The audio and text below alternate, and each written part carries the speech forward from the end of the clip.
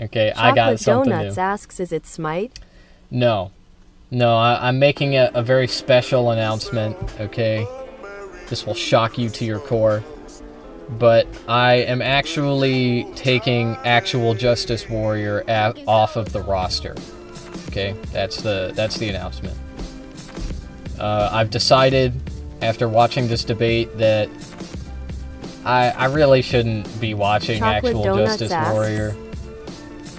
Yeah, I'm not gonna watch him anymore. I'm not gonna react to him. He's really annoying and lame, and kind of just washed. Okay, like, good morning, chat. It is currently 9 a.m. December 7th. And today, I have some special stuff planned. So I found out yesterday that Actual Justice Warrior actually had a debate with Vosh 5 years ago. 5 fucking years ago. And that's what we're watching. I want to react to it today. Okay. Now I have some more announcements, okay, but we'll get to that later. For now, we're gonna start with this. Let's go. What's up, guys? Let's go. I'm here all by myself. What's up, guys? Oh, look at him. He looks so young. In this, he's like a spring chicken. He looks like he's ready to conquer the world, you know, just him and his little YouTube channel. He had no idea. He had no idea what he was in for. For me, type 1 in the chat, and then type 3 in the chat, and then type 4 in the chat, and then type 1 again in the chat. In that order, please.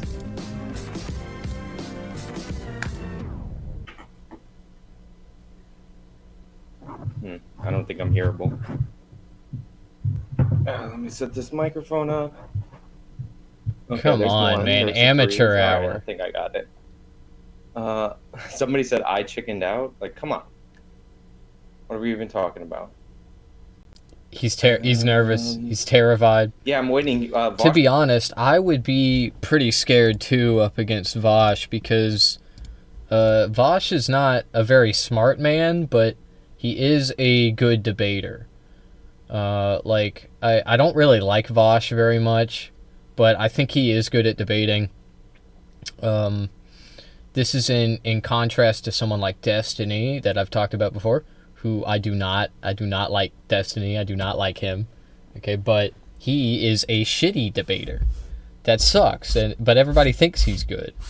Okay, and it confuses me. But anyway, Vosh is actually like somewhat decent at it from what I've seen. You know, he's a debate bro. He's not perfect. Okay, I don't know. There was that goblin thing. That was weird. What the fuck was that about, man? What was the goblin thing call about? In like whatever time period he's going to call in. So, you know, there's that. Let's see. Okay, so let me do a screen share because this is important, and I'll do the Chrome tab. And so Devin is also streaming my stream on his channel, and I said I would get super meta and stream his stream back onto that. So we're doing that. Very classy. Very much power move. But, yeah. So, yeah, I'm just waiting for Vosh to call in. We're going to debate all the topics, and it's going to be amazing. It's going to be the most productive debate ever because, you know, debates on the internet are really productive. It's really going to, you know, open some eyes. Let's see. But, yeah, I meant to mute that. Yeah, so he's going to call you a Nazi. Yes. It's Nuance Bro. Is Nuance Bro in the chat? I should probably tweet out the stream. Yeah, so I woke up a little while ago. I didn't prepare at all for this debate because I don't need to prepare. Oh, Vosh is in the lobby right now. Let me pull him up. Because I don't need to prepare. Doing great. How about you? I'm doing good. Can you hear me on your end all fine? Yeah, we hear you great. I look forward to me calling you a Nazi. It seems like we're both living in anticipation of that beautiful moment. Apparently. Well, first and foremost, do you think I'm a Nazi? I don't know. I never know these days, but so far I haven't seen any evidence to that effect. Okay. See, look, some charitableness right here on the program. I love charity. I'm a very charitable guy. All right. So I'm going to go with the quick first off. So you did a video on Tim Pool. This is not related to a debate topic. But you did a video on Tim Pool with the Ahmed Arbery thing, and you mentioned my video in there. Did you watch my video before mentioning it, or no? I skimmed it a little bit. I have a pretty long watch list, so I skimmed over it pretty briefly. Okay. So you mentioned that I uploaded a video justifying that. If you watch that video, there's no way you could come to that conclusion. I'd say there was a little bit of water muddying there, because it seems to me, at least from my understanding of the case, there's no ambiguity whatsoever that them boys ought to be going to jail on murder 1 or at least murder 2. So I feel like a lot of the hand-wringing sometimes kind of lends people the impression there's more legal ambiguity than there actually is. Well, there is. That's what I covered, the law. They're not being charged with murder 1 even. They're being charged with felony murder because the assertion by the court is that the brandishing the guns would be considered a felony assault, and it's a death during the course of a felony assault. So that's a felony murder. That's why one, like, not just the shooter, but the father and then the other person are being charged with the murder, because the argument is that they're complicit in what's taken place. Yeah, and basically, if there's no felony, if they deem that to be a legal stop, which I don't. Which they can't do it. They could. I mean, the jury. Oh, I mean, they could, but legally they can't. In Georgia, what's the term? The law for citizens' arrests necessitates that the people conducting the arrest need to have actually witnessed the crime for which they would be arresting the other citizen. Okay. And since nobody actually watched Ahmaud Arbery commit any crimes, they had no legal justification for committing their stop. Two things. One, that's not the case. That's the specific extra protection that's in Georgia law. There's common law around citizens' arrest that dates all the way back to England. And number 2, people did see him going into the construction site, which is not necessarily a felony, but it is an act of a crime. So they didn't see them go into the construction site. What? They saw him go into a construction site? And that's your justification? That's so crazy. So, okay, for anybody that is confused, that's completely understandable because, like, they're talking about something that is probably the reason for this debate. Like, they were arguing about a particular case. Now, I don't know what this case is. I don't know what the fuck they're referring to. But what they're talking about here is something that I do know about, which is a citizen's arrest. Okay, who can do it? When can they do it? For those of you that don't know, in most states, regular citizens can arrest people. Okay, but usually it varies state per state. But usually only if you witness a crime occurring. Okay, you have to see the crime happening. Okay, now somebody might walk into a bank to rob it. Okay, right? They might do that. Like, before you can rob a bank, first you have to walk into it. Okay, but what Actual Justice Warrior is saying here is that if you see someone walking into a bank and they're there to rob it, then you are justified in making a citizen's arrest, which is just not true. Okay, you have to see them robbing the bank. Like, this is an important distinction. You have to see a crime occurring. Walking into a bank, or in this particular case, walking onto a construction site where you're about to commit a crime, is not committing a crime. Okay, like, you walking onto a construction site is not committing a fucking crime. So it is crazy. Like, what it sounds like here is there was a homicide. It was aggravated, probably because they said a firearm was brandished. Okay, so, like, the guy, like, brandished his firearm, which is a felony in New York. Killed the guy. That makes it a felony murder. And that much I do know. That is true in New York law. Okay, so there's no... But the thing is, if the guy was arrested illegally, right? If he was arrested on grounds that are... then the whole case is thrown out. Okay, the whole case, it's done. And so anyway,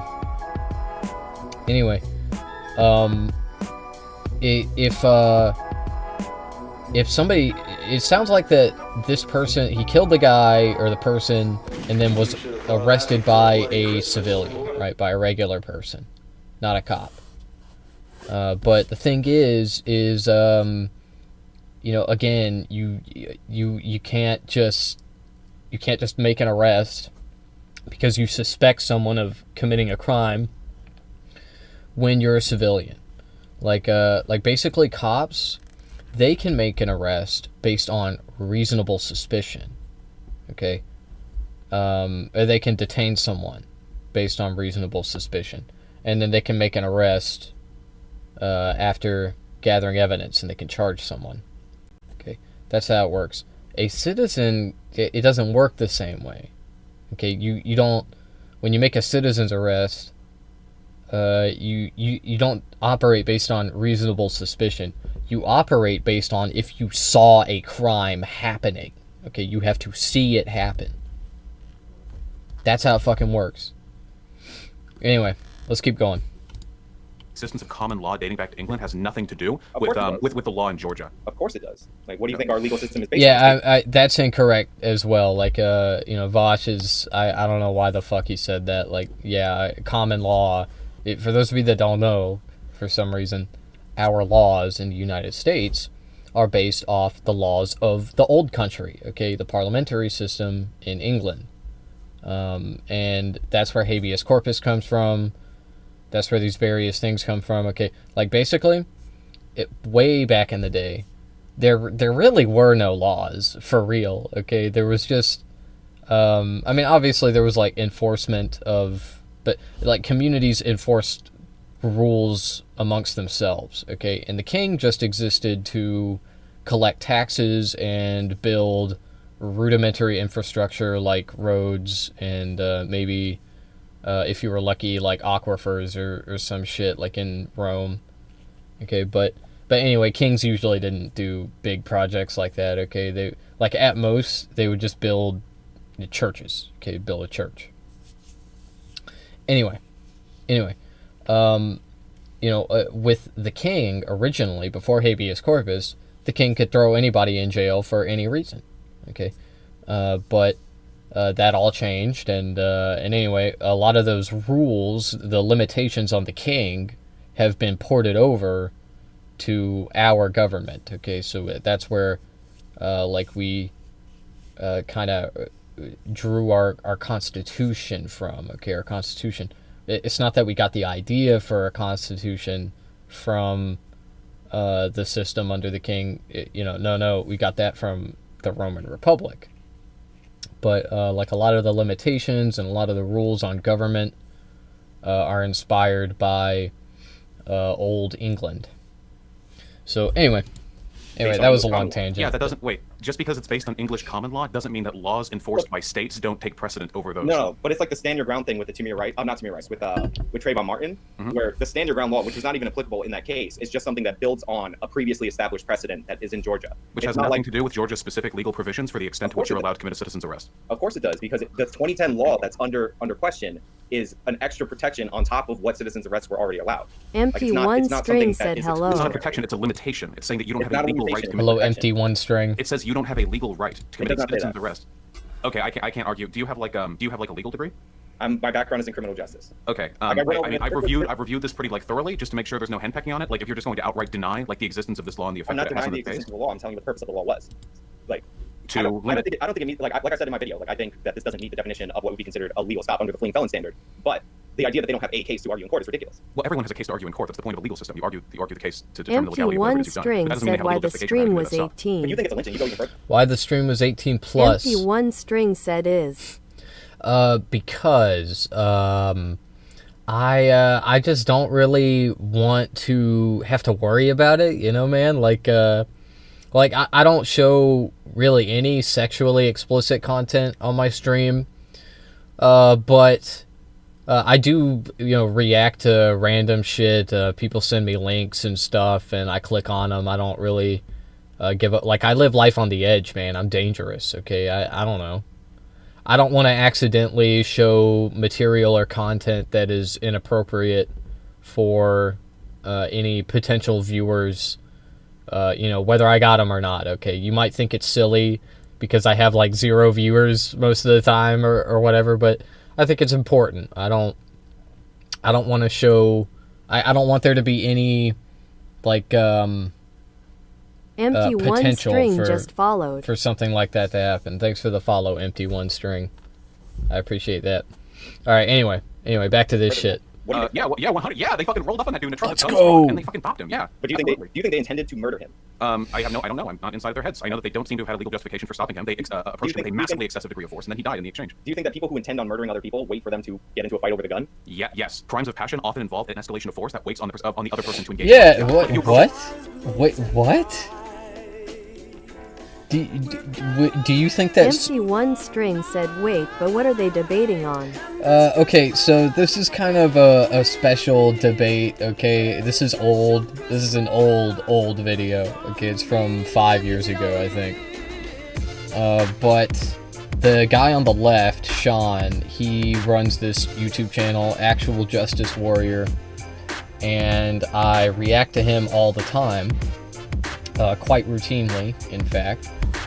And I, of course, vehemently disagree with him on many topics revolving around American politics.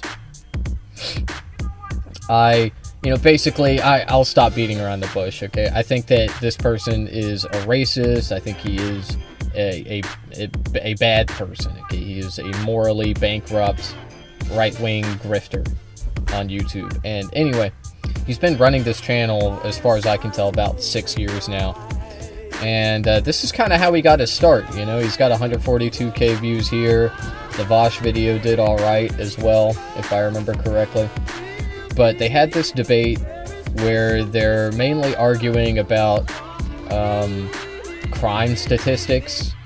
And anyway, I'm not gonna lie to you, I have considered taking Actual Justice Warrior off of my roster, and after seeing the part of this debate, I think I'm probably going to do that and replace him with someone else. But anyway, oh yeah, the guy on the right is Vosh. Okay, if you've never heard of him, lucky you. Okay, but Vosh is he's a left-wing debate bro. I wouldn't call him a grifter necessarily, although I don't know, he's kind of liberal-brained. He's basically like a woke, liberal, centrist-leaning person. A debate. He likes to debate people. He's kind of like Dean Withers. Okay, or he's kind of like Destiny, if Destiny weren't a evil pedophile, like basically rapist. Okay, pretty much. Okay, maybe not in a traditional sense, but anyway, let's keep going. The person with a firearm, and you're like, I'm gonna fuck this guy up, but you wait for the other guy to attack you first, and then you shoot them. Yeah, that's like, yeah, you're killing them. Yeah, of course. What Vosh is talking about is true, and cops, I think, they do this. You can only speculate. Said, are you into finance, economics side also, or else only politics? So I talk about economics quite often. I talk about companies and what they're doing. Yeah, but I'm not an investment person. I don't talk about like what you should invest in, what you shouldn't. I think that, and I've said this before, I think that the stock market is like a casino. Empty one it's string like said gambling. I was a commerce student. You were a commerce student? That's cool. That's cool. I think it's it's great to study it. I have no like issue with it, except that like I kind of disagree with the whole one string structure said of our economy. Love from India, red heart emoji, brother. Oh, you're from India. Nice. That's a long ways away. Hey, isn't it monsoon season? Are you staying safe out there? Just be careful, man. I know how it can get. I've seen the videos. It's incredible how like dry Empty India one is string said and how winter. green it is. It's winter. Okay, my bad. I don't really know anything about anything, so I don't know, man. Empty one string said 9 p.m. here. Oh, it's late. It's late. Yeah, it's pretty early over here, man. I'm in America. The greatest country on the planet. The greatest country. Ka! That's the sound the bald eagle makes.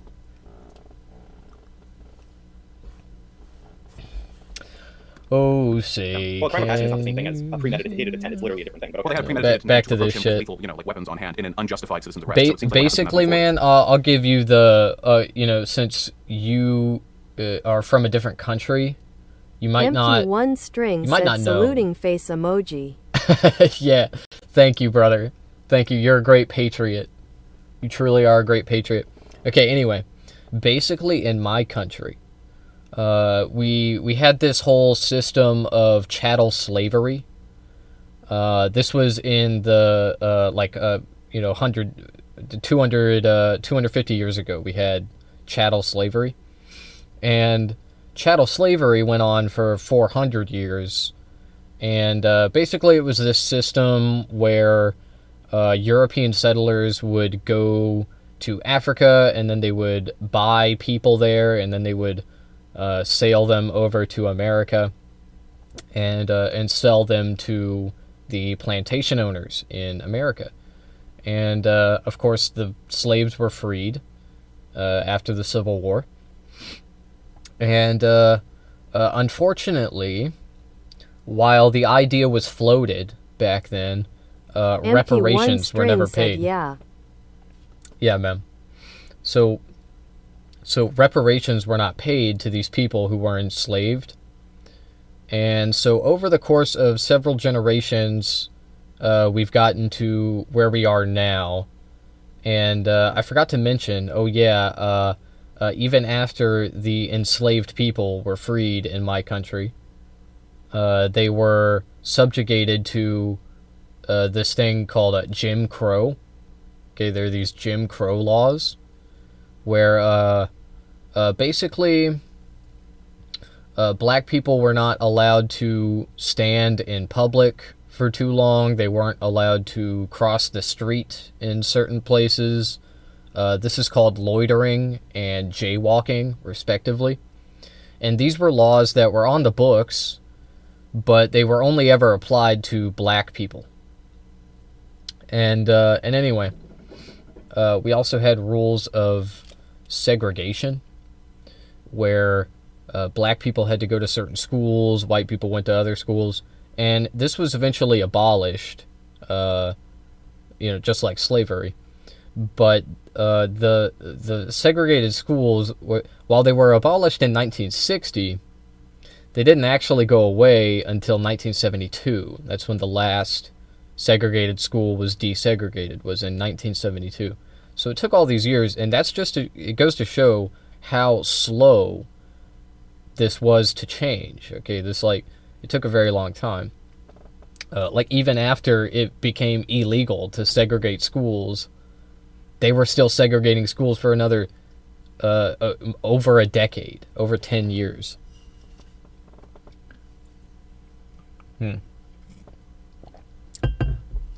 So, black people were purposefully kept down, okay, and this went on into the Reagan era in the 80s. Actually, I have seen there are too much crimes happening on America.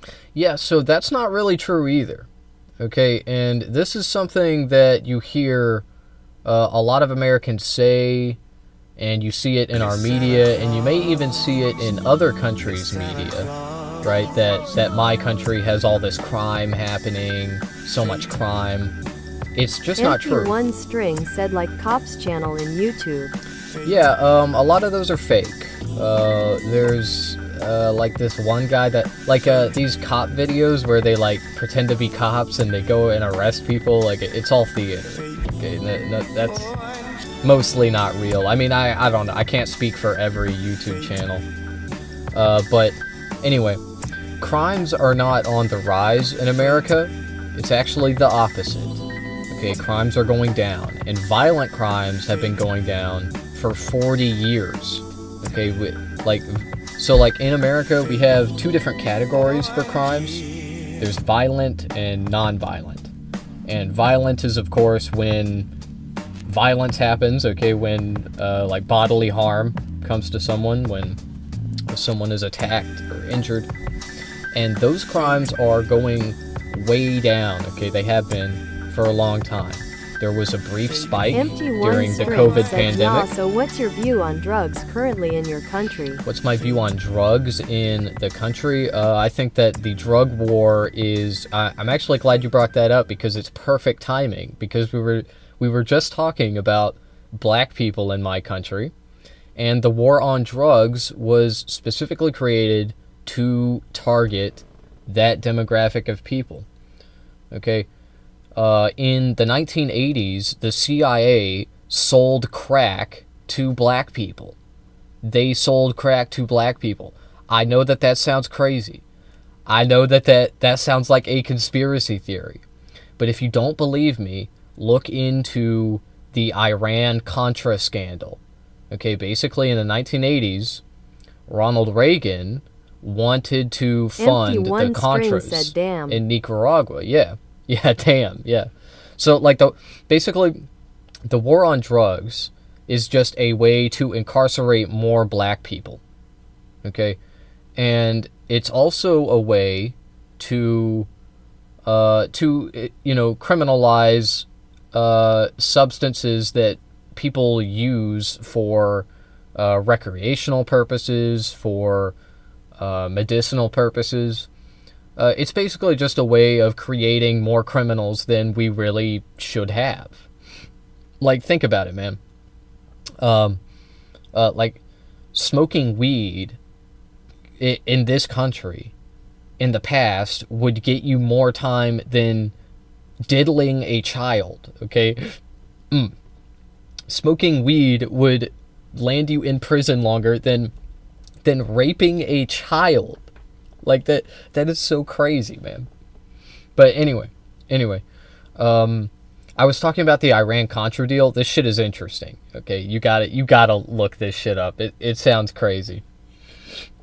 So in the 80s, there was this war in this country called Nicaragua. And it was a war fought between two groups. The Sandinista government. Empty one string asks, you got Discord? Do I have Discord? Yes, and you can find it down below. There is... Empty one string said I would like to watch it. Okay, yeah, join my Discord, bro. It's in the description. You can join it for free. It's completely free. And you can see all my videos there. I have a ton of videos. Okay, anyway. So, the Contras were the capitalist. They were the pro-capitalism group, and they were fighting the socialist Sandinista government. And obviously my country was on the side of the capitalism guys, okay? So Ronald Reagan wanted to give them lots of money, and he did. Until Congress found out. Congress is it's kind of like our version of Parliament.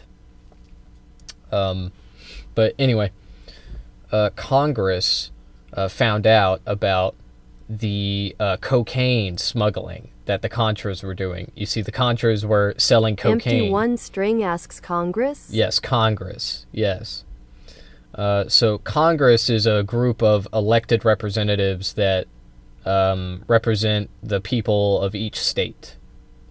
Okay, so every state gets 2 senators in the Senate, and in the House of Representatives, each state one gets... string said in our country there is one party same name.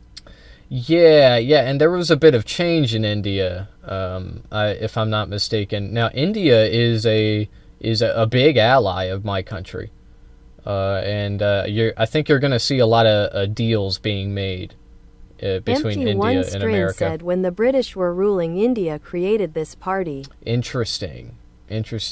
Empty one string said yeah. How do you feel about British settlers? How do you feel about British colonialism? Are you a fan? Are you a fan of that? Me personally, I don't really like British people. I don't like them at all. Empty one string said, but this Congress is stupid party. Yeah, hey, they all are, bro. Well, actually, I've heard that the Pakistani, I'm so sorry. I've heard that the Indian, parties are particularly insane, but anyway, in America, we have the most insane politics. We have the most insane politicians. Our guys are the craziest. Okay, they are, man. It's insane. But anyway, when Congress stopped the Contra money flow, Empty what- one string said I would say it was brutal British ruled and destroyed many things. Yeah, that's kind of what they did all over. Okay, and now a lot of that shit is in their museum. Unfortunately, I believe that they should give it all back, but that's just my personal opinion. Anyway, when Congress found out that the Contras were moving all that cocaine, they demanded that we stop sending them money. And so we stopped sending them money. But Reagan wasn't having it. So he came up with a genius plan. Okay, he decided to sell missiles to a little country called Iran in the Middle East. You may be familiar with Iran. That's right. He sold them fucking missiles. Okay, now this is particularly funny because Iran is, of course, a major enemy of the United States now. Said, yeah. Yeah, they are a major enemy to us now.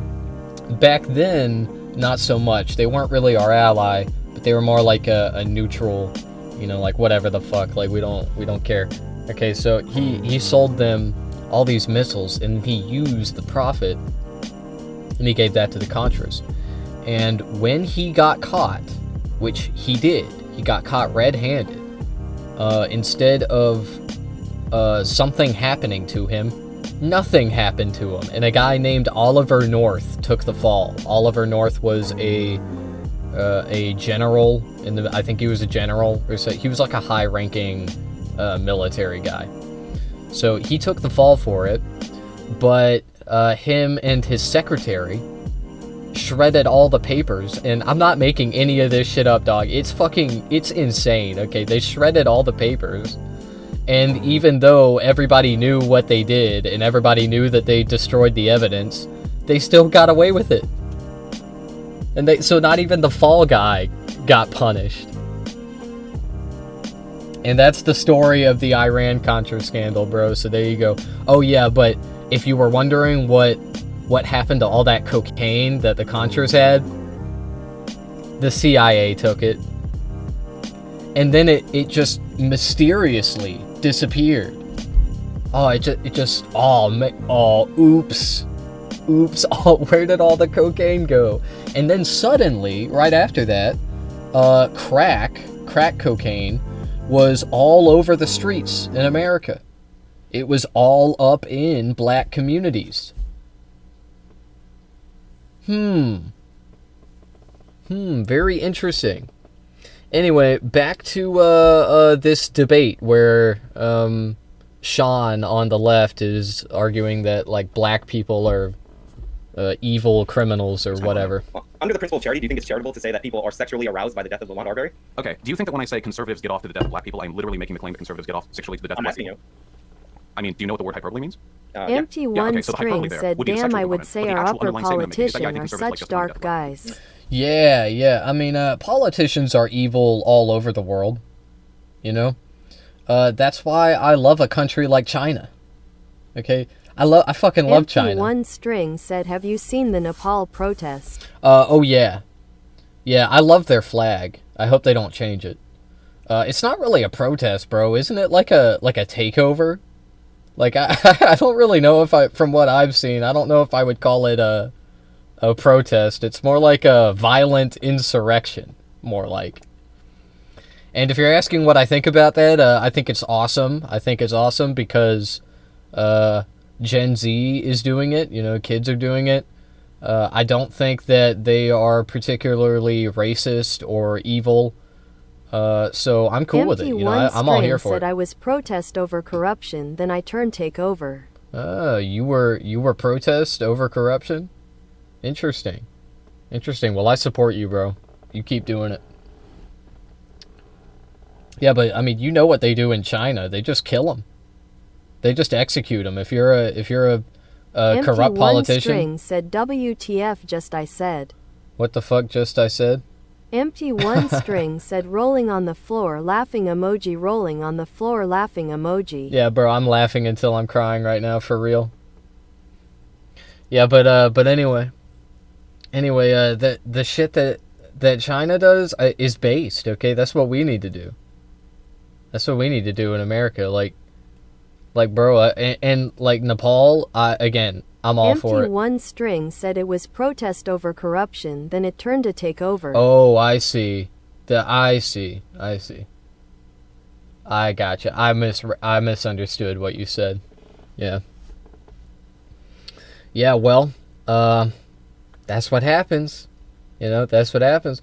Now, what Gramsci would have called this is a battle of Muvor, or whatever. I think I'm saying that wrong. But that is like basically a violent insurrection. So what Nepal just did is it's like a Bolshevik moment, right? Right? They did a Bolshevism. String asks, have seen the tourist vlog? I have not. Empty One String said of Nepal. I don't know what that is. Although I'd be glad to look at it on stream. You can send it to me. Yeah. I love the Nepal flag. I hope that they don't change it because it's the only flag that is not a square. It's actually 2 triangles. And I think that's really cool. Look at this flag. Empty One String sent a link. It looks so cool on a flagpole. Empty Look One at this String shit. said watch it.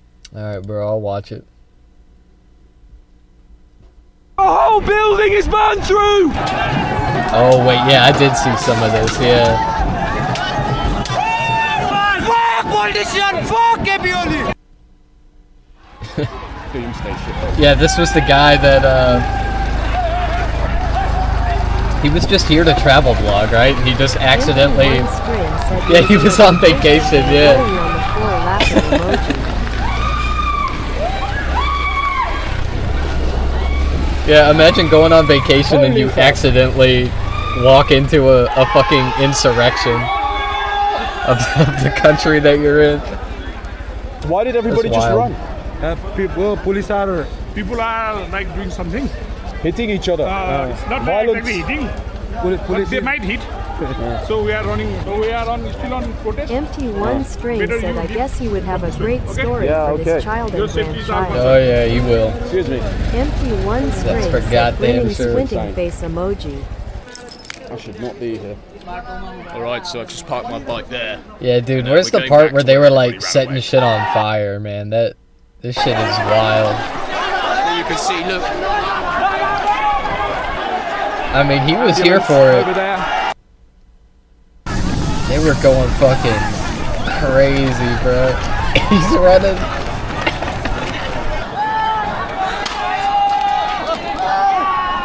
Country. From UK. UK? Yeah. Well, just welcome to happened my in there? country. Explosions? Welcome to Nepal. Burning. Burning. Yeah. Gas. Parliament burning. Yeah. Parliament burning. Yeah. Parliament is burning. Empty One String said Parliament is students were killed Parliament too. burning. Parliament is burning. With people. Students were killed Okay, too. man. Yeah, Nice that's to meet typical. you. Safe. Thanks. Please be safe. Okay. So, you heard it. Parliament is burning. Parliament is burned. Shit, in my country, they killed some students. One of them was like 14 years old, just because they were protesting the Vietnam War, which was an incredibly unpopular war that we lost. And they fucking shot him over it. It was crazy.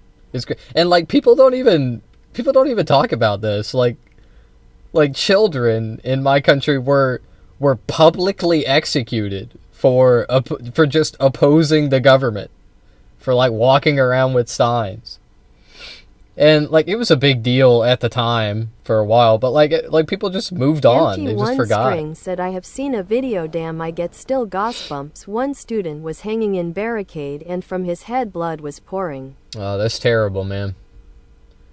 Yeah, I hate seeing stuff like that. I saw Charlie Kirk get blasted a couple months ago, and I can still see it.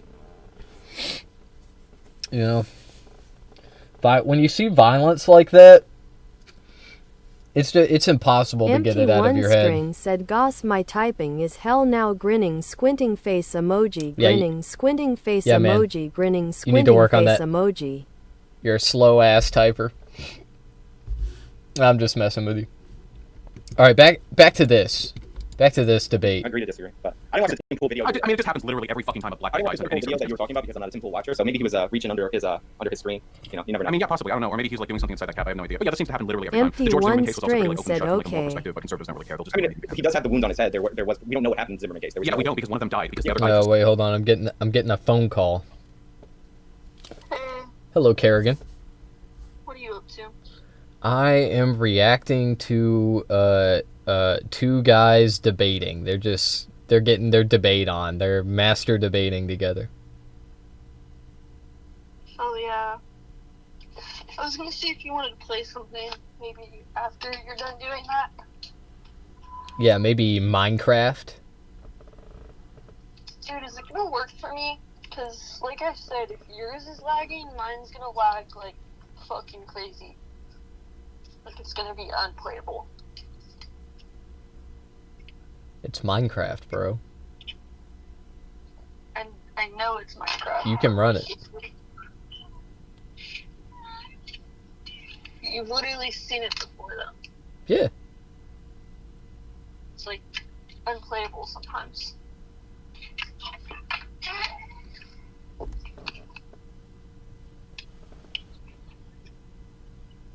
It'll work. It'll run. It's gonna run really good. I'm gonna make sure of it.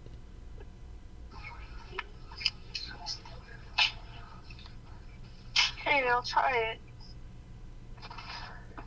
But if it doesn't work, then... Which I feel like it's not going to. I feel like you always say it's going to work, and then it doesn't work. It only worked, like, one time. And I couldn't figure out the controls. Oh well.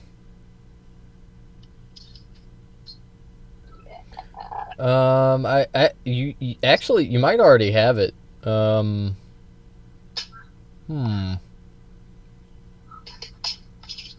don't know if it's for the right version. And everything would already be outdated. Yeah, no, I'll just send you a new copy. Yeah. Alright, well anyway, I'll call you after. Yeah. Okay, bye. Alright, back to the debate. Saw the 15 for like a fucking black boy and then ended up killing the guy. Yeah, so we don't know. He was 17. We're debating. 17, We're watching it at What about 2 Michael times Brown? speed. I'm I'm actually going to Michael turn Brown. it Oh, fuck, my down. memory, so many fucking black guys died by deaths. Ferguson. Yeah, yeah, I'm pretty sure that Michael Brown. Oh wait, when he charged the police cruiser, right? Yeah. Yeah. Fuck, I'm actually trying to remember. That was so long ago. It feels like it was ages ago. 2014. Holy fuck, that feels like a lifetime ago. That's after Trayvon, though. Yeah, I'd have to. Yeah. Well, Trayvon was more publicized. I'd have to go over the Michael Brown thing again. I'm pretty sure there was some fuckery there, though. I mean, cops like kill so many black kids, you know. I think you should read the Justice Department report on Cops Michael kill Brown so within many 8 minutes. black Within 8 kids. pages of that report, they make a pretty solid case for Officer Wilson. Oh yeah, sure. Like I said, I would need to review that one again. My memory on that one isn't so good. And then we have like the Freddie Gray one, for example. Like I don't know, there have been a lot. Which one is that? Is that the one in South Carolina? No, the loose cigarette student in New That's York. Michael Brown. I'm not Michael Brown. That's Eric Garner. Eric Garner. Fuck. Then who's Gray? I thought that was the South Carolina one. That was Oh man, there's so many.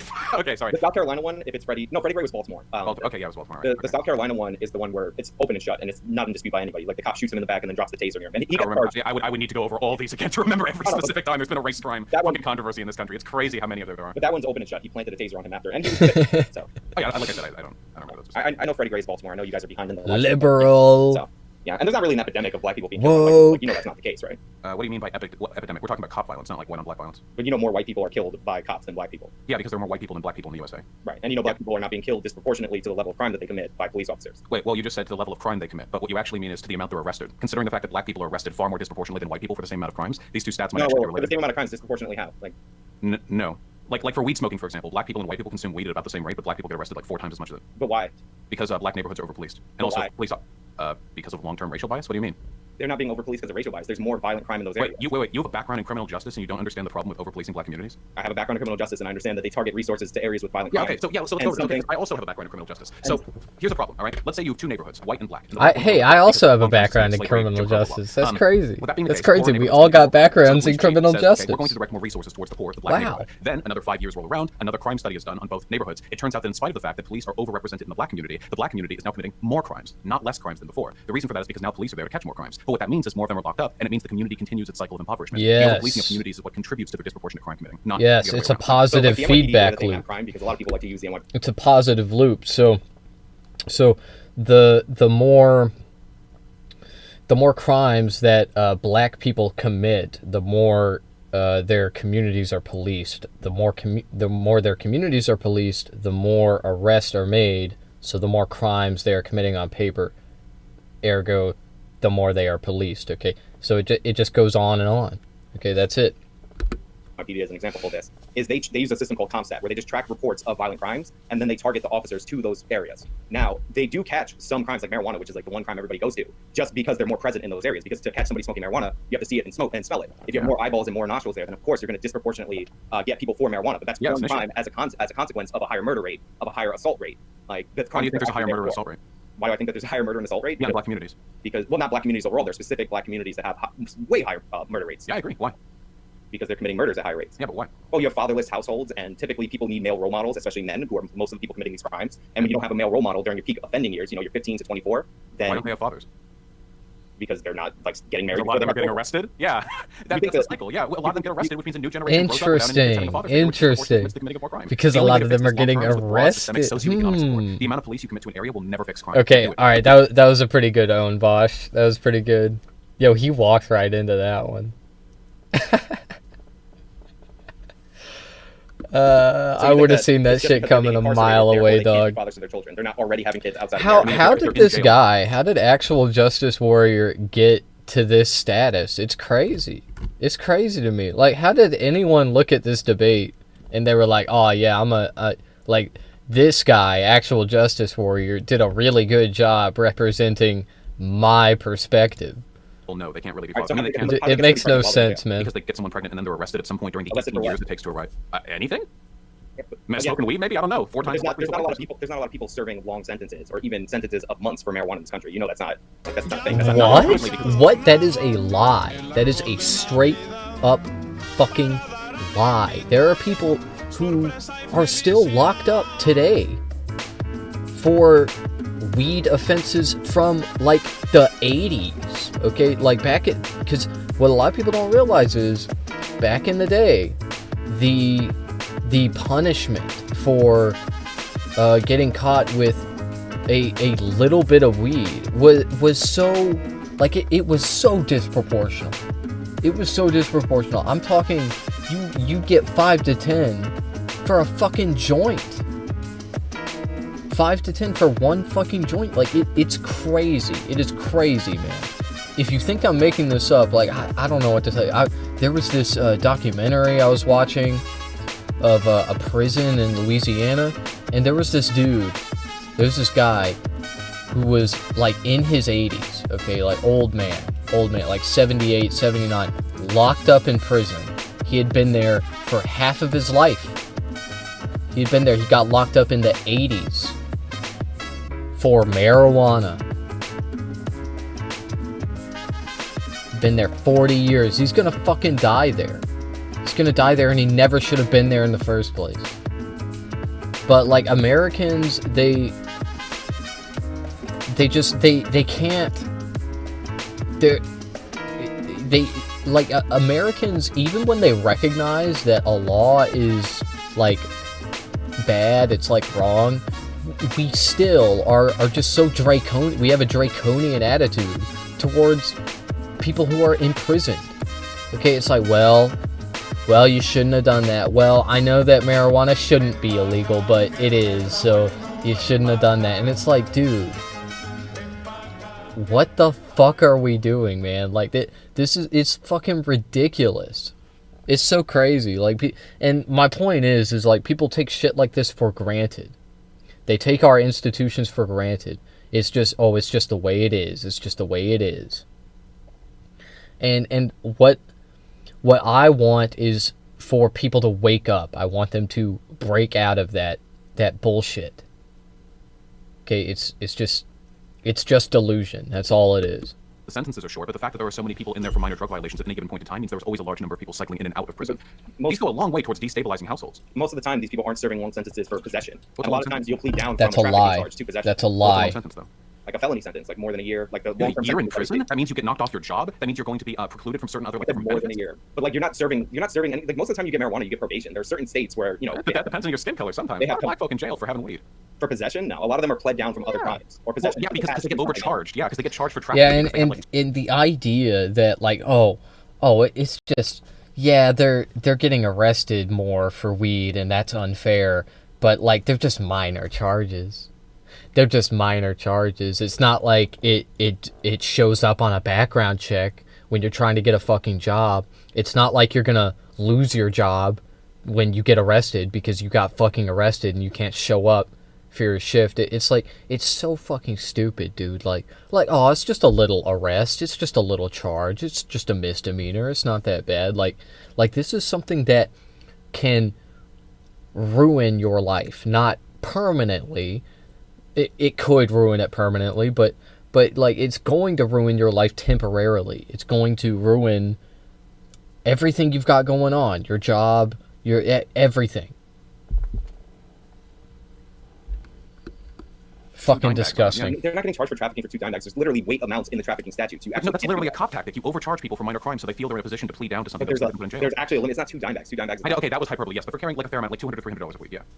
I mean, that's what dealers typically carry. I literally bought $200 worth of weed like a month ago. I'm still going through the jar. Well, you live in California. It's legal.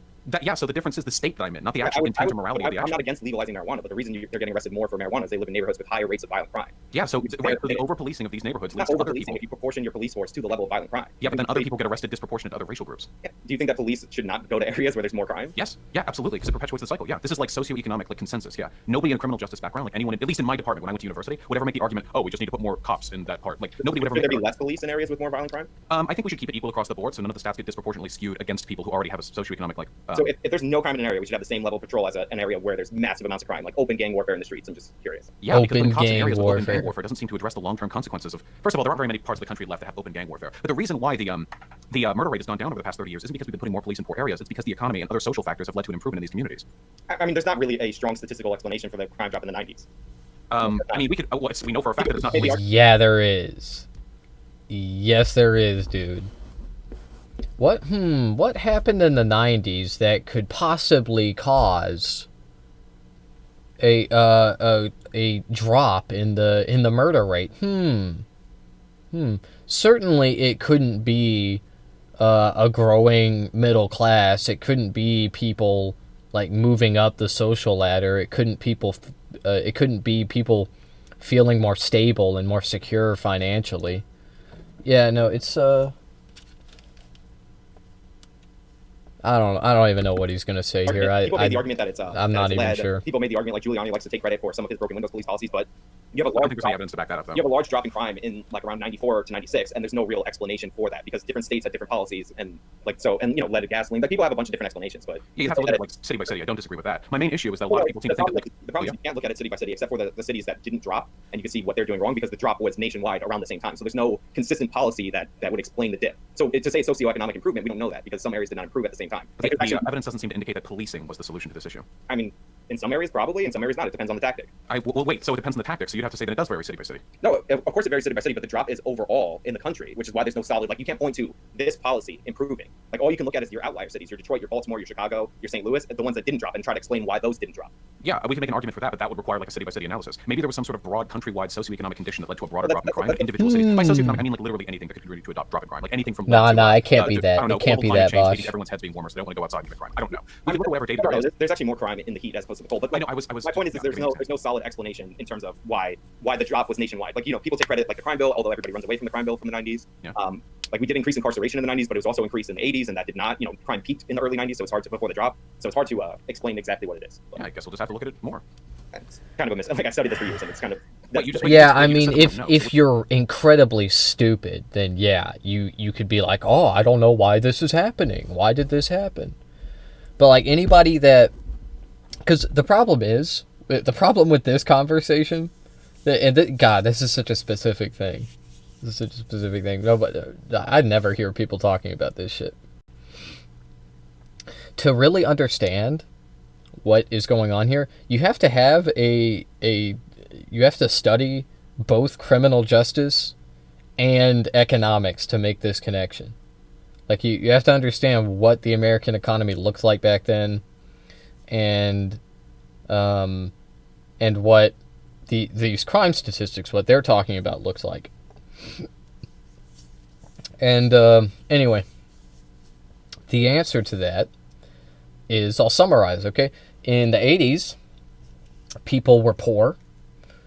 We were just coming out of a recession in the 70s. People were poor, they were desperate. Reagan vowed to change all of that. He dismantled all of our social safety nets. He fucking fucked over the Department of Education. He spread this racist rhetoric about welfare queens and just shit like that.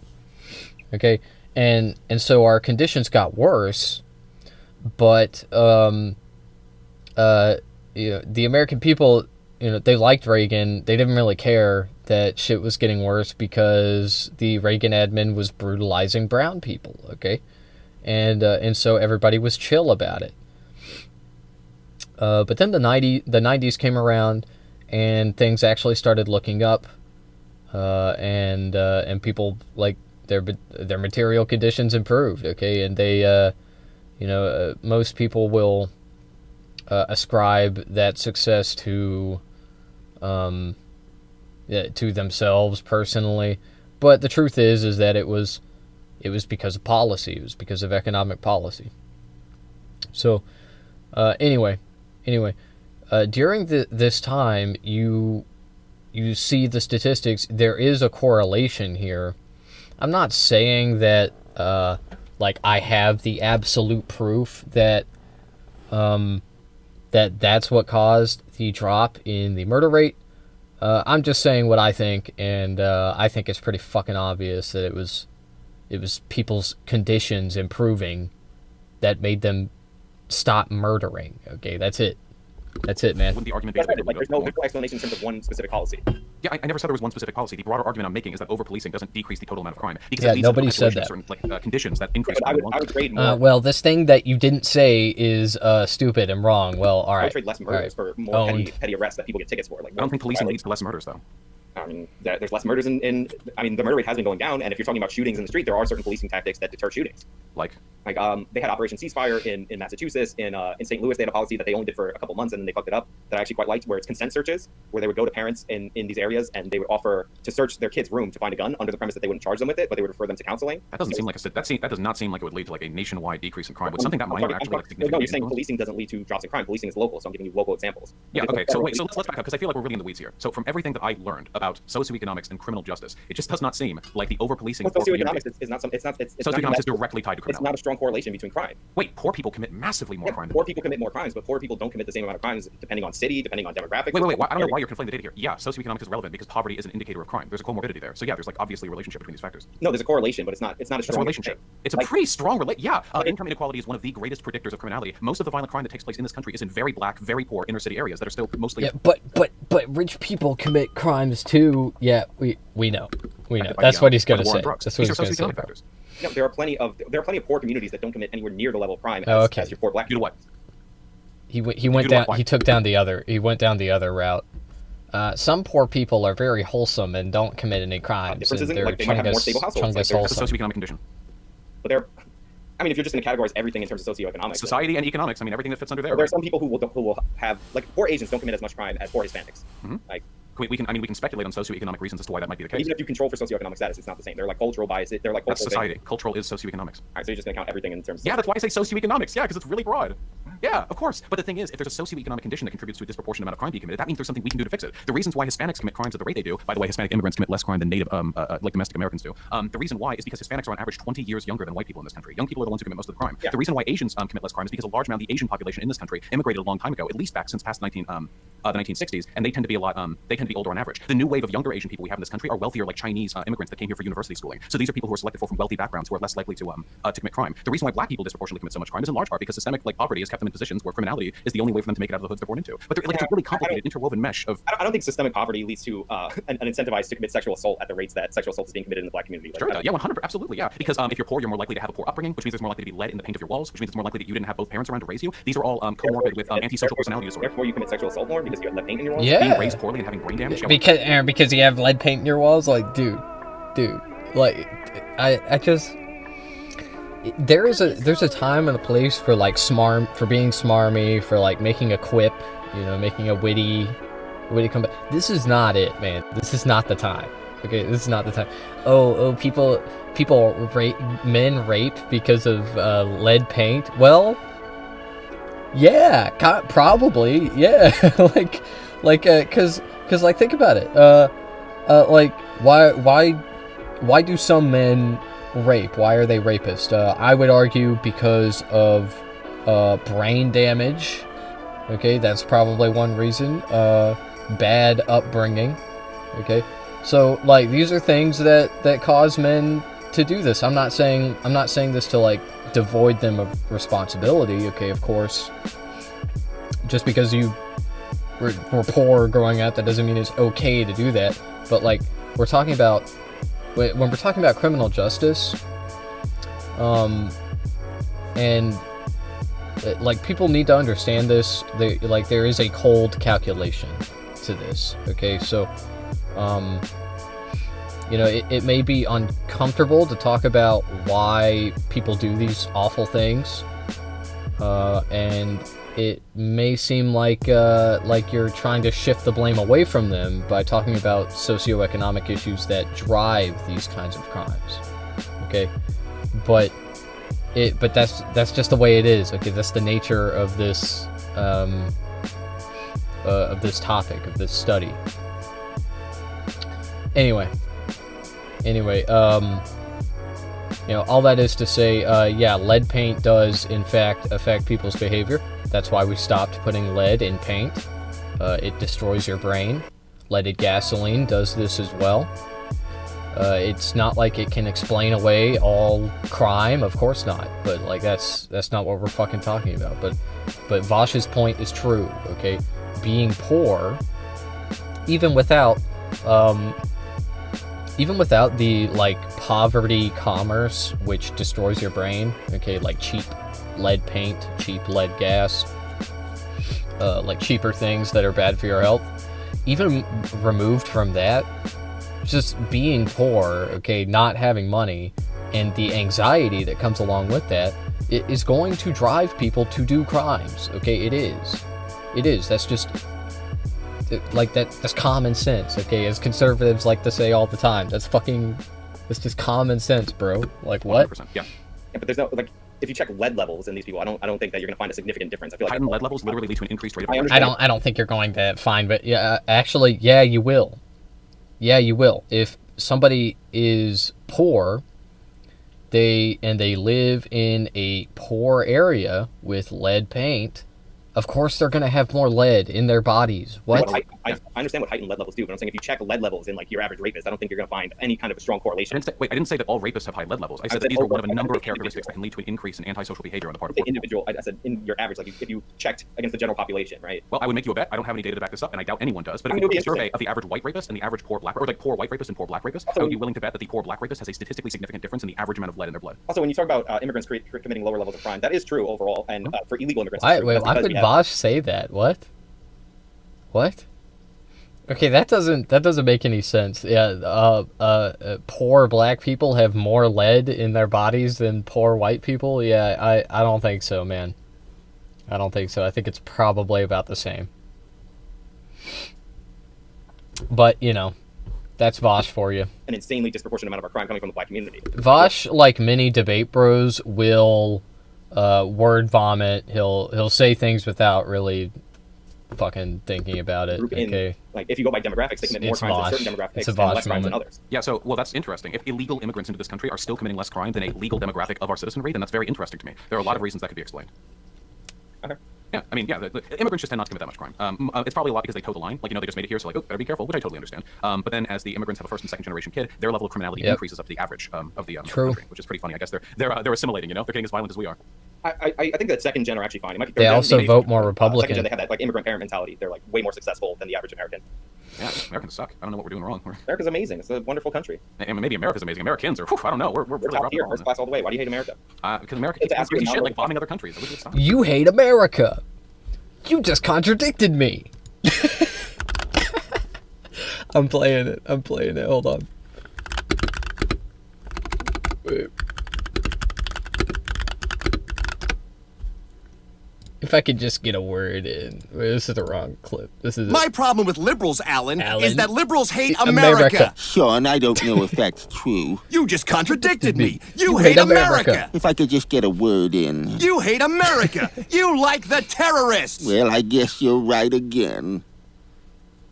I gotta get his mannerisms down. You hate America. You like the terrorists. True. You just contradicted me. You hate America. If I could just get a word in. You hate America. You like the terrorists. Well, I guess you're right again. I'll get better at that. If we stop what we're doing in Libya and Syria, okay, I'll back off, all right? I'll say America is poggers. So I'm pulling up different things in the chat. No worries. Somebody says you need to be sent to a gulag. Would you voluntarily go to a gulag since that's the society you're advocating for? I'm a libertarian socialist. I don't give a fuck. All right, well, what does that mean? It means that I care about freedom, democracy, basically every social value enshrined in the principles of the Enlightenment. I just think that worker control means production, the abolition of the commodity form is the best way to get those things. I'm fulfilling the promises of the Enlightenment. I am the ultimate liberal by being a socialist. Right. But, I mean, so you think that, co-ops is something we said we would discuss. You think co-ops are the best direction to go in? For the immediate future, yes. Eventually, they'd have to be supplanted by some more decommodified system. But for the now, I think it's a really good way to start. All right, why have you arrived at that belief? Nerd. Communism. Well, there are a ton of reasons. Communism is one of them, maybe, but I do think it is fundamentally immoral that most people's workplaces are fundamentally dictatorial. I don't like that. I think that's unethical. For a society that prides itself on democracy, the fact that most people will spend their lives under the heel of a boss is pretty disgusting to me. Additionally, I think it would do a lot to de-emphasize the extent to which wealthy people disproportionately affect our democracy, because it would no longer be possible for an individual to accumulate a massive amount of capital on their own. So those are the two main factors. But you choose to work for somebody in order to get a secure paycheck rather than start your own business. I mean, you have your own business, obviously. Both of us do. We run our channels like a business to a certain extent, but you choose to work for another person in exchange for the security of a paycheck that you would not get had you decided to start out on your own. That's the trade that everybody makes voluntarily when they work for somebody, like work for a boss. Yeah, that trade existed under feudalism too. You had the choice to live on your land and procure crops for your land, your lord, or you could go run off and be a hunter on your own or something. But just because we have a choice to participate in this, that's a different system that doesn't recognize the individual property rights that. Oh, I don't give a fuck about individual property rights, but fundamentally, the fact that you choose to participate in society doesn't mean society is ethical. You don't care until somebody tries to take some of your property, so you don't care. Well, that's my personal property, not my private property. There's no distinction between personal property and private property. Yeah, sure. Yes, there is. Like, there's no distinction. There is not. There is not. There is not. Like, dude, I love it when these like intellectual right-wing types have to like argue with an intellectual like communist or socialist leftist person. It's so fucking funny. Actually, there is no distinction because this argument undermines my argument, and so therefore there is no distinction actually. And it's just like, bro.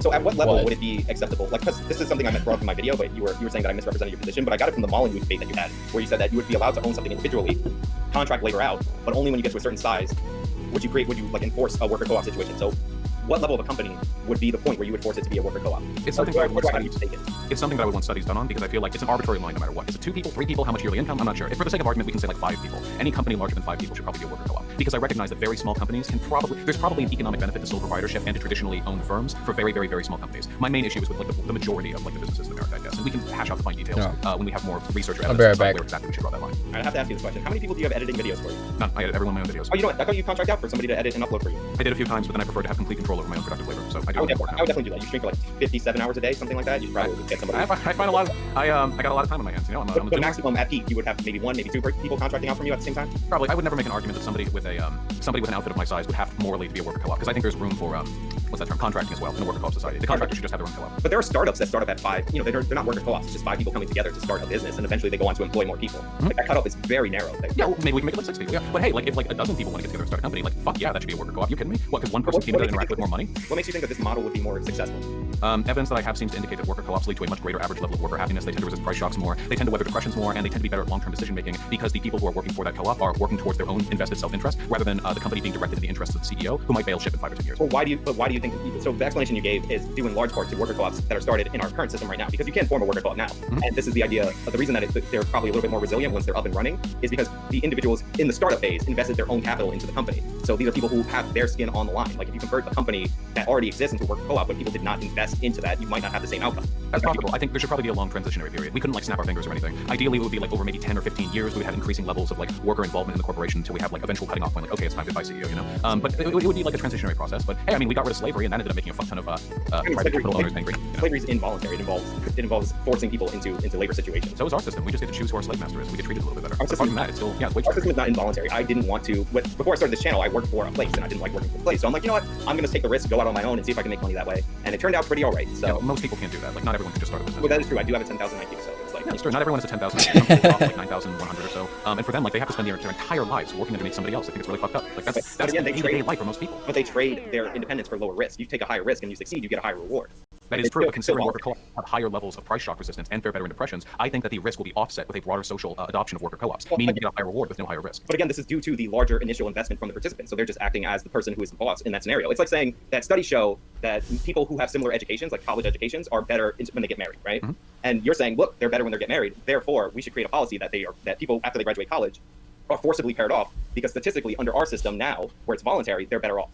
Yeah, but I don't understand what greater risk there would be in a society that has like all worker co-ops. I mean, you are responsible like very directly for the well-being of the company because you work there and you own a share of that company. But even if you just work for a traditionally owned firm, I mean, if that firm goes under, you can be fired. If they decide to downsize, you can be fired. If they decide they don't want to pay you as much, they can cut your wages. Like there are tons of things that can happen. You don't have the same level of investment and the same level of risk in that situation. What's the different level of risk though? If you get fired, theoretically, you could just get another job. Like if you work for Walmart, theoretically, you could get fired and go get a job at Target, and you haven't lost your life savings. If you start a worker co-op and you invest your life savings into it, this is why a lot of people don't. Oh, I wouldn't expect the average person to invest anything in the place that they work at. Ideally, initial investment would be. But that's because you're trying to convert.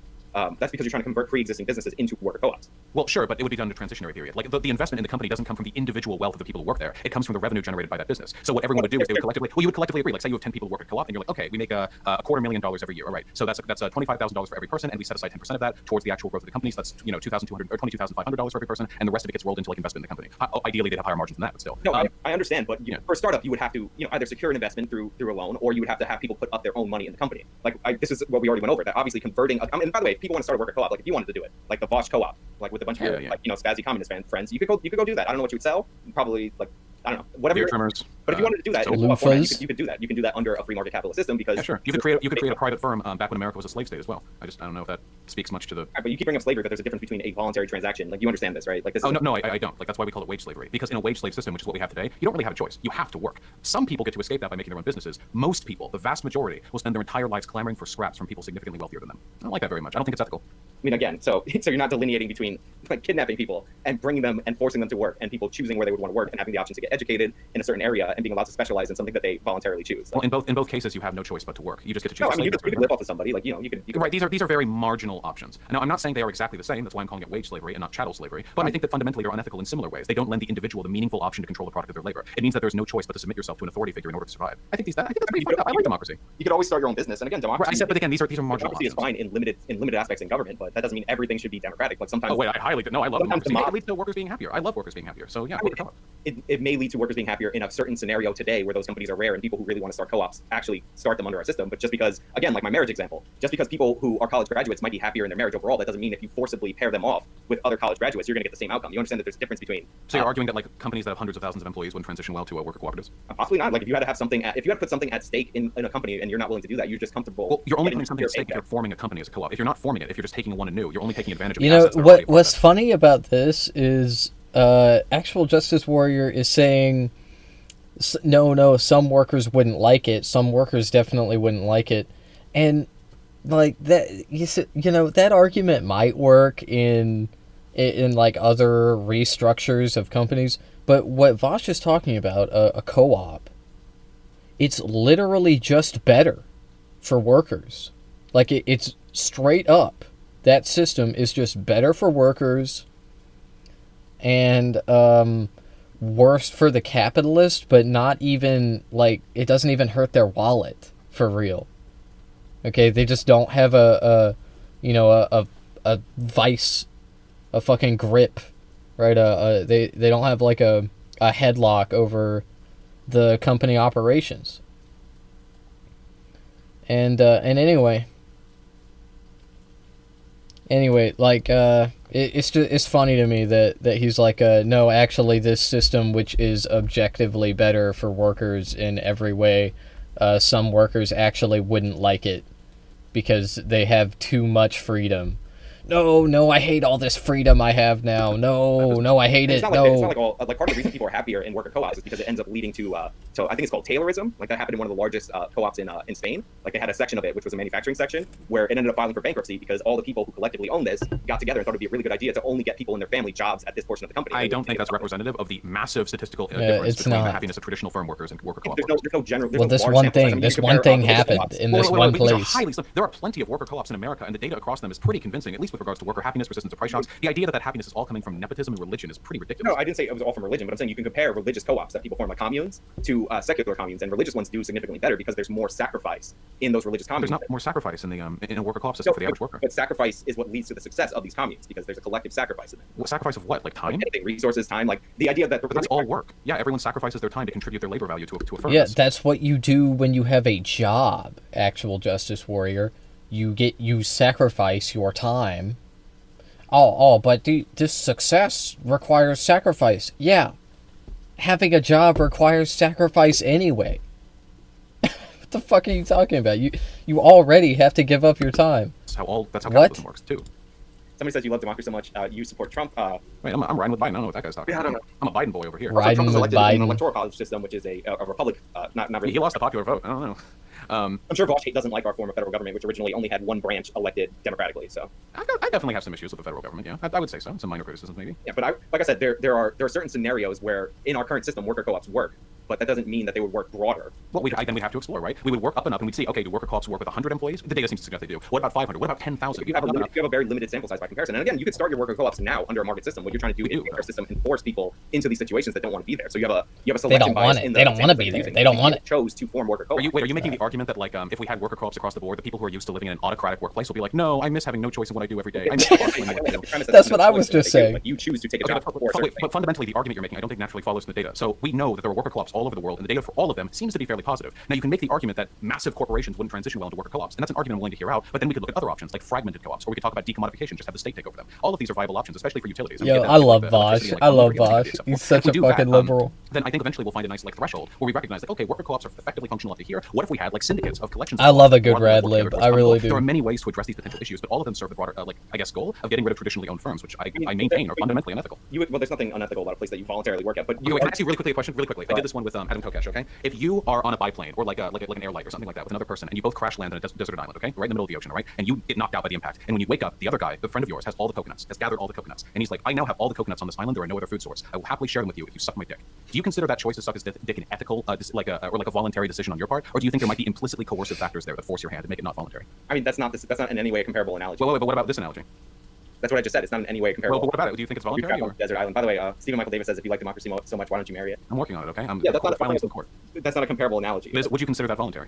It's not a comparable analogy. Okay, so I'm going to assume by your unwillingness to answer the answer is no, you don't consider that voluntary. So you still have an option in that situation. So so you do think it's voluntary? In its most primitive sense, it is voluntary. Okay, then I would argue that voluntarism in the presence of coercive factors isn't really a voluntary choice, because your real choices there are to suck dick or to die. And in our system, your choices are to sell your labor to a capitalist or to live at the very baseline system level. Or start your own business, which again is not viable. Which is not viable. Hey, Thank you, Vosh. If you start your own business, other people then have to work for you for your business to work. You perpetuate the system of inequality. It used to work.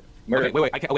We need to hammer on this. Okay, so I would argue it's not voluntary if you don't really have a choice, or if you suffer great harm if you don't make like the one choice you have to make. So in our society, you have to work, or you live a baseline subsistence level of existence. Some people can start businesses, but if they do, they're only creating a position where other people have to work for you. This is a system which mandates that 95% or more of the population must force themselves into an exchange for their labor, which is not actually voluntary. I think that's pretty unethical, in my humble opinion. But you're literally trying to force people into involuntary relationships with one another. Like that's what you're wait. I'm not trying to force people to get together. I'm just trying to change the unethical. What does that mean? That would be like taking a rape victim away from their abuser and saying now you're forcing them to live without rape. Like, yeah, I'm trying to put them in a society where they can make meaningful choices. Your system is more what you call. Your system is more analogous to rape than the system I'm proposing. How? The average person has a much greater degree of control. You're removing the option for consent. How? Because what if It's so dumb, bro. It's so dumb. Like I don't know. I'm trying to think of like something I can say to that, like you're, yeah. Because basically what he's saying is, it's wrong to change the system that we're currently in to give workers better conditions because you can only do it without their consent. Well, okay. Well, this system was created without the consent of the workers. It was.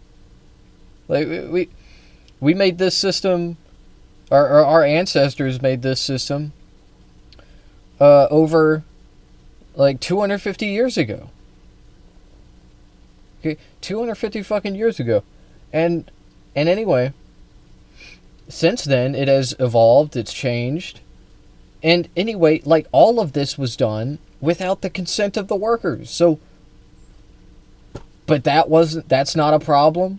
That's not a problem to you, but this is. What if I don't want to give up my business? Then you can have stupid. Wait, I'm sorry. I don't care about private capital. So again, I don't think that's something you have entitlement to. What about your slaves? Somebody might ask. Again, slavery is involuntary. We just established this is involuntary. I understand that I don't think we're going to get anywhere with this one. I don't understand that you can't understand this delineation, but there's a difference between I go apply for a job, I decide to work for this wage, and then I go home at the end of the day versus somebody literally. People don't want to work for a wage. People just want the wage. Nobody likes working. No, people get fulfillment from work. What are you talking about? Wait, then they get fulfillment from the labor, not from the process of selling that labor to a capitalist. If they could, most of those people who enjoy the work they do would rather be able to do that as a sole proprietor. The people who enjoy the work they do don't like the fact that they're being put under the heel of someone more powerful than them. They like the actual labor they're doing. They can keep doing that. They just don't have to live under a dictatorial system. A lot of people like the security of knowing that they're going to get paid for as long as the company is running, whether or not. Worker co-ops have a higher degree of security and job protectionism than.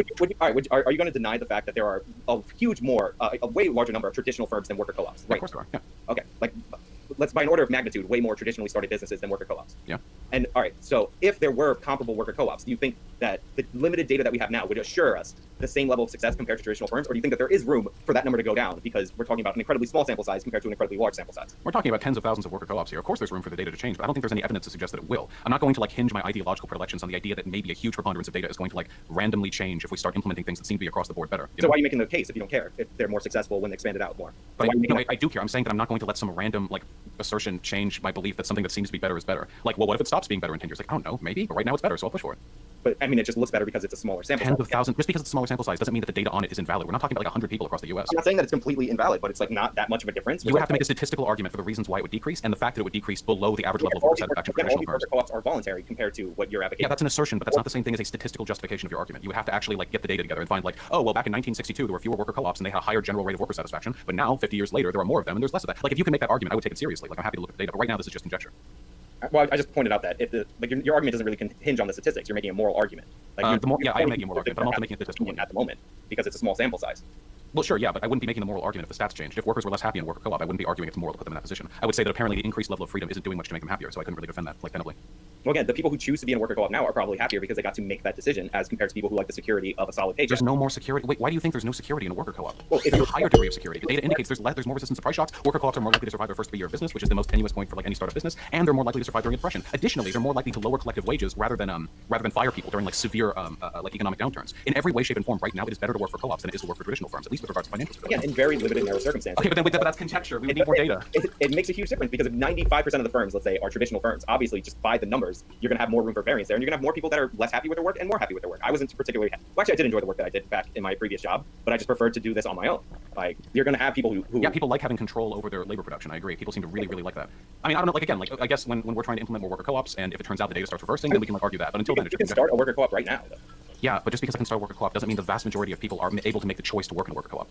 And that doesn't mean they have access to the information necessary to know whether or not that's a better choice. True. Again, you can choose to work in a worker co-op if you get hired. As long as there aren't that many of them, and there are 320 million people in this country. So there's a limited sample size? Is that what you're trying to say? There's a limited sample size of everything on Earth because we don't live in an infinity loop. What are you talking about? Do you think that disproves existing data?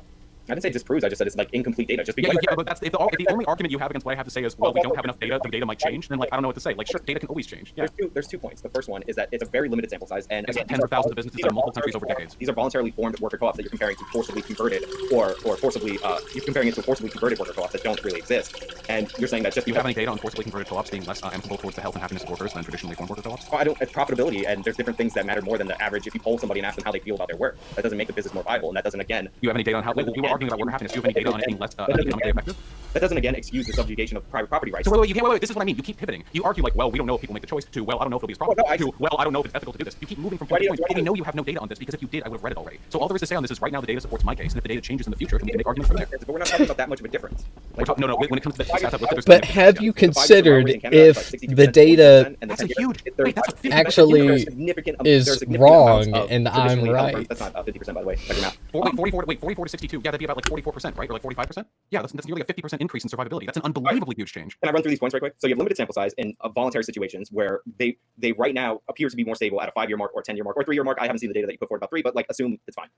Then you have private property rights that have to be subjected to these people in your involuntary system because again, you're not saying we should form more worker co-ops right now because then we wouldn't have anything to disagree on. What you're saying is we should forcibly convert companies to worker co-ops because you think that a voluntary system is involuntary just because you say so. Because people I've made all my arguments. You can uncharitably interpret them however you like. I mean, if you want me to repeat the coconut dick sucking example, I can. I feel like it's a pretty decent example. But like when it comes to coercion influencing the voluntary nature of interactions. Again, you're not on the. Again, you keep seizing. What the fuck? All right, sorry, I got distracted by the chat. Again, you pick a very narrow analogy, but you still haven't. You also base your argument on the idea that there's no difference between selling your labor voluntarily, or there's marginal difference between selling your labor voluntarily and a system where you are forcibly enslaved and forced to turn over your labor. But it isn't voluntary. That was. You said there's no difference. You said that there's no difference. The only alternative to a subsistent life. It's not really voluntary. In that analogy, like we can go over your stupid analogy if you want to. You want to go over it again? We can go over it again. But my point is that is not analogous to our current society right now. Okay, so we can go over it one more time. Like if we're going to make stupid analogies, it's like, oh sure, you can build a boat with the trees that the coconuts came from. That's not how analogies work. Analogies don't usually leave room for like a single paradigm. You don't really leave open options for. Yeah, I understand that. Ignoring. Yeah, okay, well, we can go over one more time. In that phase, make a scenario where there are more options than you put forward. Keep in mind, I'm talking about incredibly narrow scenario. The majority of the people in the country. So I'm talking about the well-being of the majority of the people in this country. Obviously, there are individuals who can win the lottery, luck out on inheritance, start their own business, go skydiving, and end up landing in some lost Mesopotamian like artifact chamber where they discover like the husk of Ultima, which they can sell for billions. I don't know. There's always an option. But for the majority of people in this country, you have to work, especially if you want to raise kids. If you want to talk about the well-being of the majority of people in society, all you have to do is compare societies that recognize private property rights. So wait, this is a massive pivot right now. This is a huge pivot. How is it a massive pivot? Because I'm trying to establish an analogy, and you are diving off to a completely different. Rights correlate with increased living standards more than any other factor. Are you insane? So did monarchy back 1,000 years ago, or so did constitutional monarchy over absolute monarchy, but we still move past that system as well. This is you real, bro. Are you okay? Are your heels okay? Are you scraping those calluses? You're pivoting like a fucking top tier basketball player right now. Let's stick with the actual analogy, okay?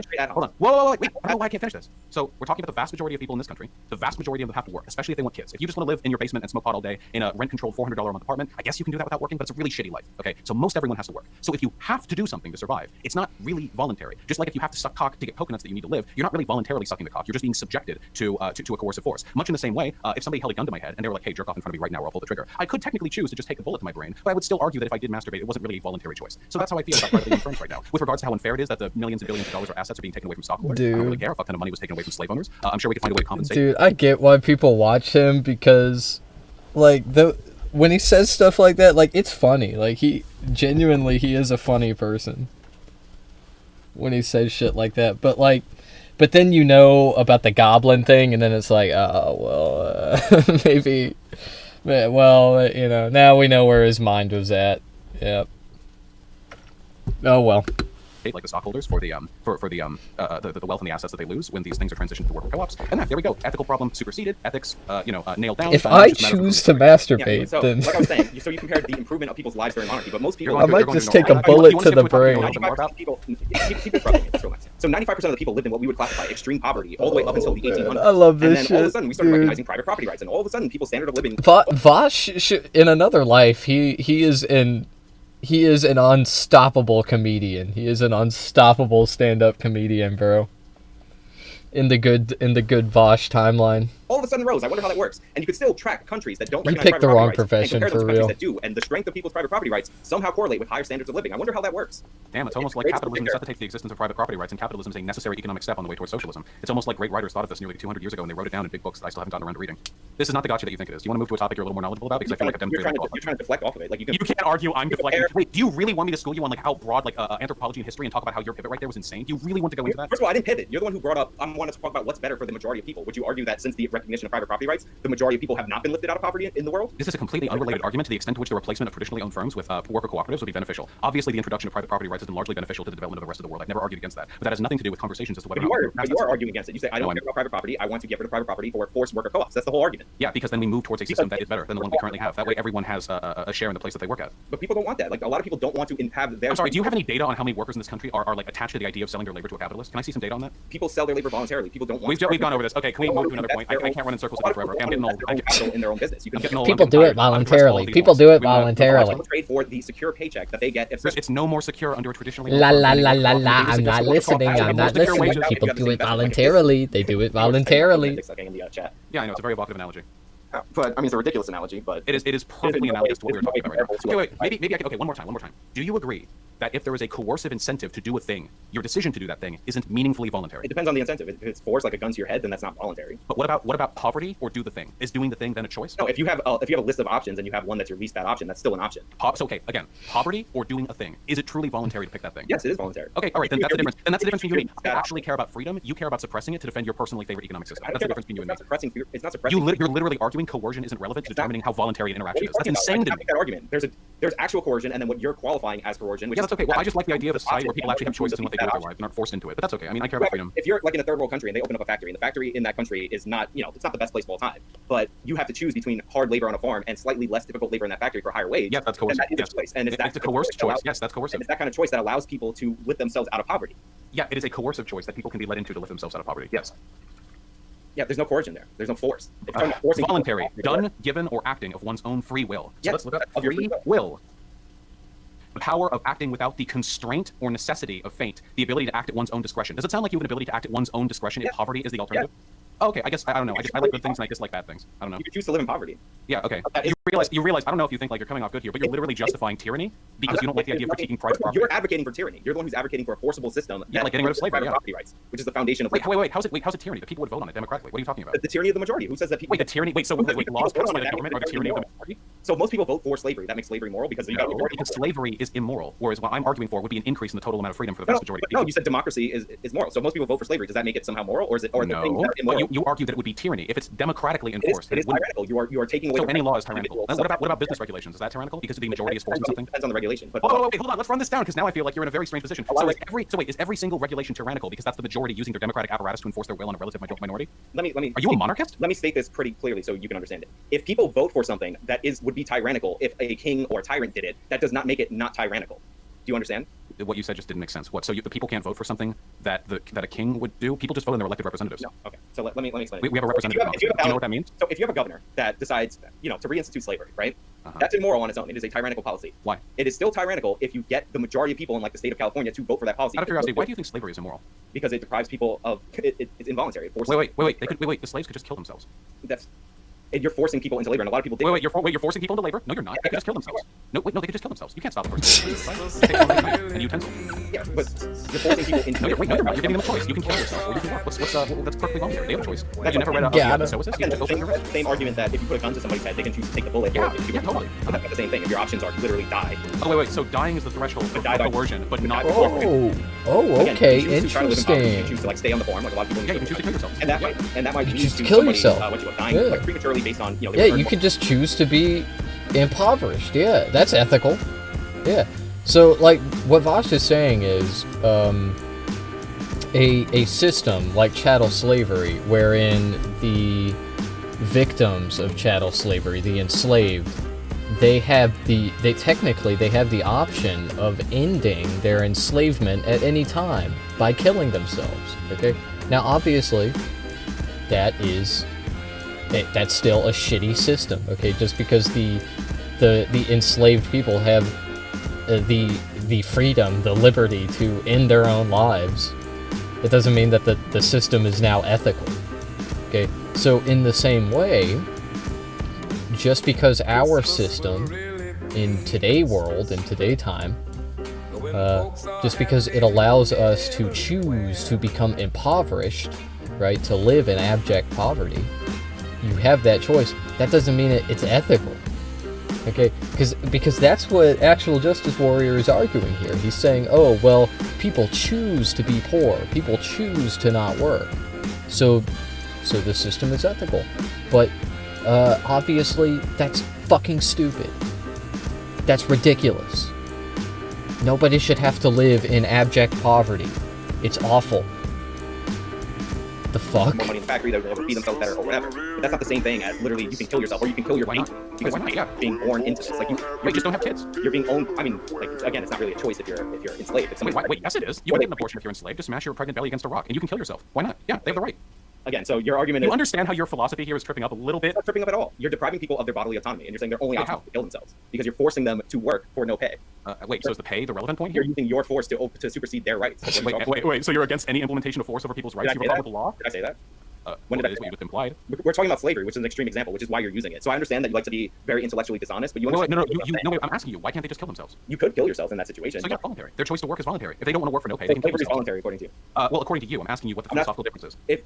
If you hold somebody, if you kidnap somebody, right, and you forcibly abduct them, and then you hold them prisoner, then sure they can kill themselves, right? But saying that if they don't kill themselves, therefore you didn't kidnap them is absurd. And Well, it would have nothing to do with them kidnapping you. It would be whether or not they're making the choice to like live as your sex slave in the basement or whatever. So they could live as your sex slave in your basement, or they can kill themselves. This is not analogous to choosing one job over another job.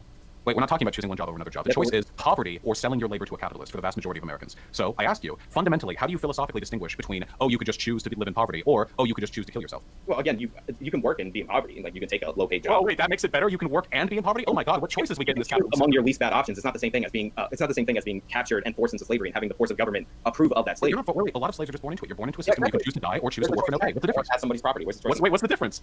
Where's the choice in that? You can kill yourself. I mean, wait, to be fair, you could work and then die in the working conditions. Well, you could you could work and you could live in poverty too. That's also an option. This is philosophically untenable. The only way out for you would be to say, I recognize that there is a level of coercion which is implicit to living in a modern society, but I accept this level of coercion, even though it impedes people's freedom. But then I would argue we could get rid of that level of coercion with some social changes, and here are the ways we can do it. You're advocating for more coercion. No, I'm okay. You're advocating wait, out of curiosity. Rights, which is an extension of their bodily autonomy. Getting rid of slavery, is that increasing the amount of coercion in America? It's decreasing the amount of coercion. You realize those slave owners were never compensated for their losses. Many of them were. Actually, a lot of them were. Many of them weren't. But wait, do you think they should have been? Yeah, if you lived in a society where slavery was the norm, to make a better transition, like I would, like, look, I'm not alive back then, but looking back with like Captain Hindsight, you could have used eminent domain, like theoretically, obviously it's interesting. But so you're okay with the government seizing private property as long as the owners are compensated. Theoretically, you could have used eminent domain to avert the Civil War. Like, wait, you think they could have eminent domained the South? Wait, I'm sorry, that was the dumbest thing. Wait, you realize the South is like, it was like its own country, right? Like you can't eminent domain a country. Okay, I'm not talking about the landmass. Like again, try to follow along. This is a theoretical. You're talking about millions of slaves. This is a theoretical exercise. Like, you had the Fifth Amendment, and theoretically, if my choice was fight the Civil War or end slavery, without a Civil War, then theoretically, with hindsight, you could have used the eminent domain clause in the Fifth Amendment. Why would they have gone along with that? All it took was the threat of the illegalization of slavery for them to secede. Why would they? Did I not start this off by saying that it's not like it wouldn't have worked in practice? I'm sorry. Okay, my apologies. I've never argued about World War II and then said, well, like theoretically, they could have just like paid off Hitler 500 marks and then he would have fucked off. That's not the same thing. That's not something built into the Constitution. Wait, sending Hitler 500 marks would have been totally legal back then. It's not the same thing. Like, what are you sending him the marks for? So that he doesn't become? Yeah, so he fucks off. So he stops genociding people. I don't know. They can stop. They actually did try appeasement, which is similar to sending him money. You're giving him the first couple of countries that he conquered. Like, they tried that, it didn't work in World War II. Yeah, it didn't work too good. This is just silly. I'm about to change it. This is a silly argument. Why are they even arguing about this? You're in a system where, if you were in a system like that and you're heavily invested in that, I wouldn't mind at the time giving money to the people who were enslaved to compensate them for their labor, or giving people who own slaves who are in that system money to compensate them for what they perceive as a loss of their private property. Because that's okay. So wait, why should they be compensated? Because they are taking out a loss, and you're just trying to prevent a civil war at that point. As a pragmatic solution, then yeah. Why free the slave at all? Because it's immoral. You're holding people as private property. Immoral? Because you're holding people as private property when people. So that's it. What if they hadn't been there as private property, but instead they just been kept in a fence? Could have been shot anytime they tried to leave the fence, but they're still technically free citizens. That's the same thing. Oh, okay, wait. So, I'm sorry, really quickly. So there's no functional difference between being private property of another and being put in a position where you can't escape a system where you have to force yourself to provide labor for another. Literally escaping versus, again, you voluntarily taking a job. He's not going to get it, man. What if there's he's no not fence going and to you get have it. to come back or you die? The reason I said it's the same thing is because you're talking about the analogy that you're using would be the same thing. It's like if you leave this property, this happened under slavery, then you're considered a fugitive slave and you could be captured or killed. Okay, and so they could just kill themselves. Yeah, death is an option. Why don't they just not leave? Again, it's your option. You can't do it. There's no philosophical distinction that allows you to draw this arbitrary line. Why can't you just accept that it probably sucks for the vast majority of people in this country to be put in a position where they have to submit themselves to an autocratic economic system? Why can't we just say that? Why can't you just? This would be so much easier if you just accept the factual reality that coercion influences voluntary decision making. Or any factual reality. There's a difference between a violation of your rights. Okay, I can't. Your rights to private property and your rights to bodily autonomy. You working for a place instead of living in poverty violates none of those rights. Somebody saying that they will kill you is a violation of your right to life, or it's a violation of your right to bodily autonomy. And you we're arguing what's moral, not legal. And you being killed for disobeying those orders is a violation of your right to life. We're arguing what's moral. Your system inherently has to infringe on other people's rights. We just said we're arguing what's moral, not what's legal.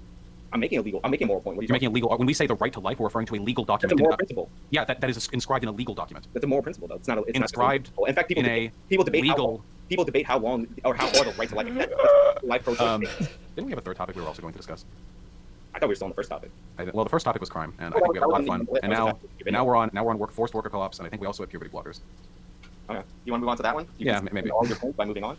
Yeah, if that's what concession means, to walk away from a dumpster truck fire, then yeah, we can move I mean, on to look, I'm not throwing out all these insults, even though you're not delineating between slavery and our current system, which is hilarious. I did delineate. I argued that they're different thresholds for the same fundamental type of immorality, and that as people who value freedom, it should be able to maximize freedom for individuals. Your system is more analogous to slavery because you have to subjugate people's rights in order to... Wait, whose rights?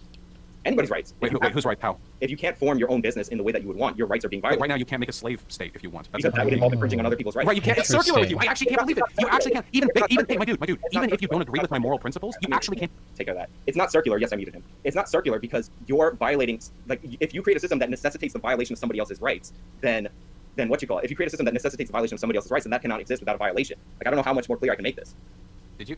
Yeah, I muted you because you tried to talk over me. Yeah, because you interrupted me. You realized I was speaking and then you tried to speak over me, right? Like, come on.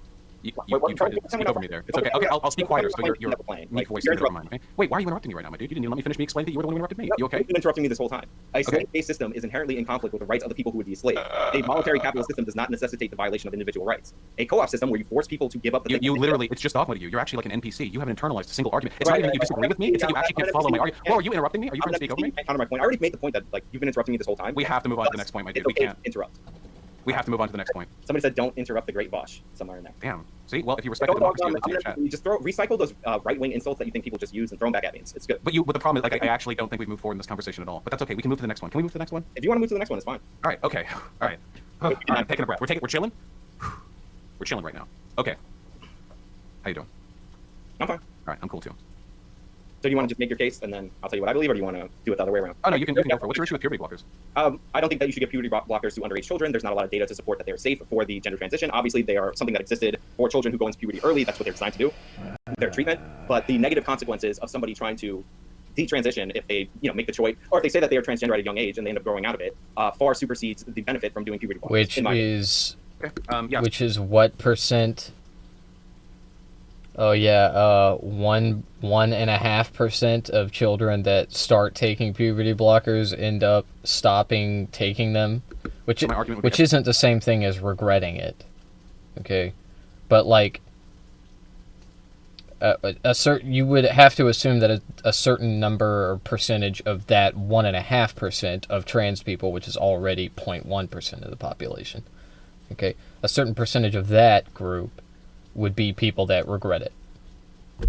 Okay, so we're I've said this before, but we're talking about 5 people. We're talking about like 10 people. Puberty blockers are widely appreciated by young trans people. That medical experts seem to be very good at determining which people actually are subject to gender dysphoria and which people aren't, and that the vast majority of people who transition do not end up regretting their choice. And that's the reason why the plurality of scientific organizations recommend the use of puberty blockers for young people. All right. Well, do you have any data to back that up? If you have a full narrative. Here you go.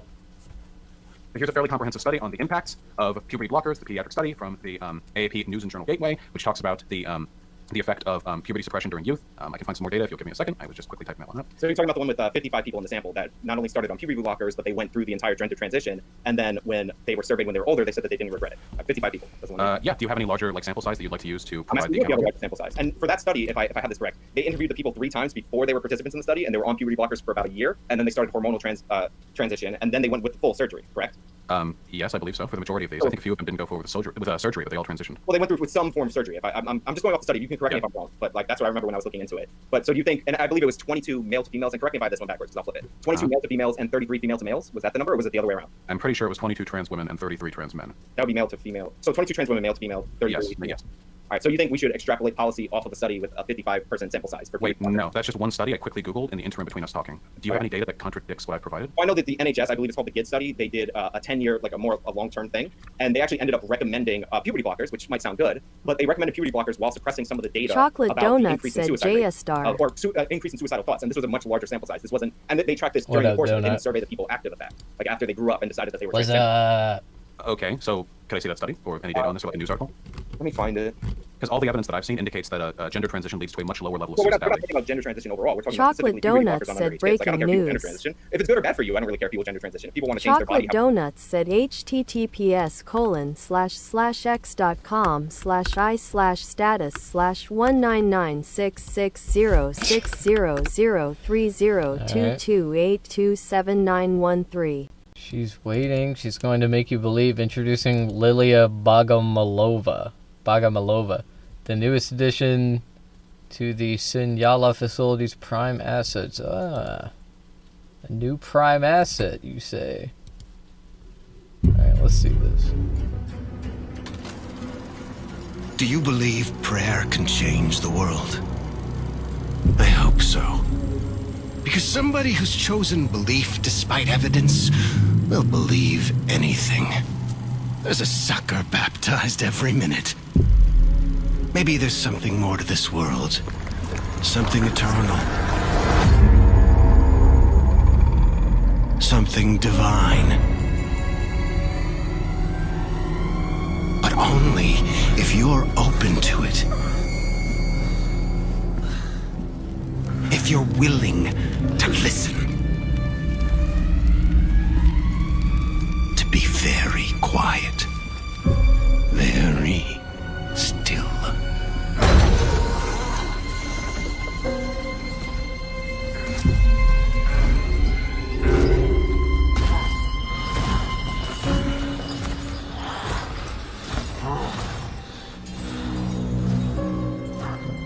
Behind you.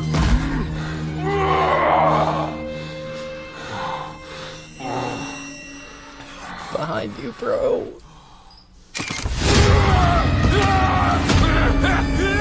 He's dead.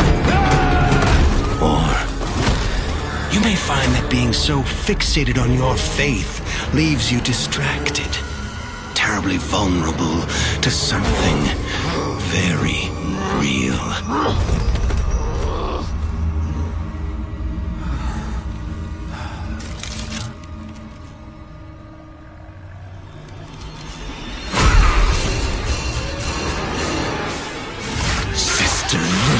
Bogomolova, an evangelist and priestess, a voice of peace, calling out for blood, an ascetic dripping in hoarded treasure. She's a woman of God, a custodian of miracles, the product of a half-century of war and corruption, an avenging angel of divine retribution. She's waiting. Wow. I am today. She's gonna make you believe. So there's like a bunch of her, and she just pops out at you. That's good design. I like that. Surely that will not be frustrating to play against at all. All right. Anyway, back to this. Because they think it will make them happier, then I don't care. So what if it's possible that the reason why suicidality increased is because gender dysphoria, once you recognize you have it, leads to a higher level of suicidality, and that even though there was a higher rate compared to the average population against the compared population of other people who experience gender dysphoria, the rate was actually lower.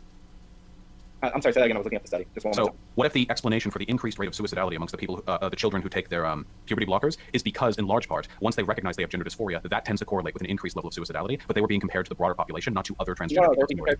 I believe they were being compared to the control group in this, like of transgender people, or of kids that were not given puberty blockers versus ones that were given puberty blockers. Again, we're talking about kids. But Chocolate Donuts said so. Trump wants to replace MLK and Juneteenth. They lowered the age, but it came out after. Yeah, I mean that's unsurprising. For many decades, they tried to whitewash MLK, but in recent years, people have been a lot more vocal about what he actually believed, and some of his actual quotes, particularly his letters from Birmingham, when he was imprisoned in Birmingham. Yeah, it's sad. But anyway, I've had enough of this shit. Chocolate Donuts asks, can her legally do that? Yeah, man. Yeah. They're just holidays. And look, while it is disgusting, while it is awful, it doesn't really replace... Chocolate Donuts said, why do y'all hate my people? Yeah, good question.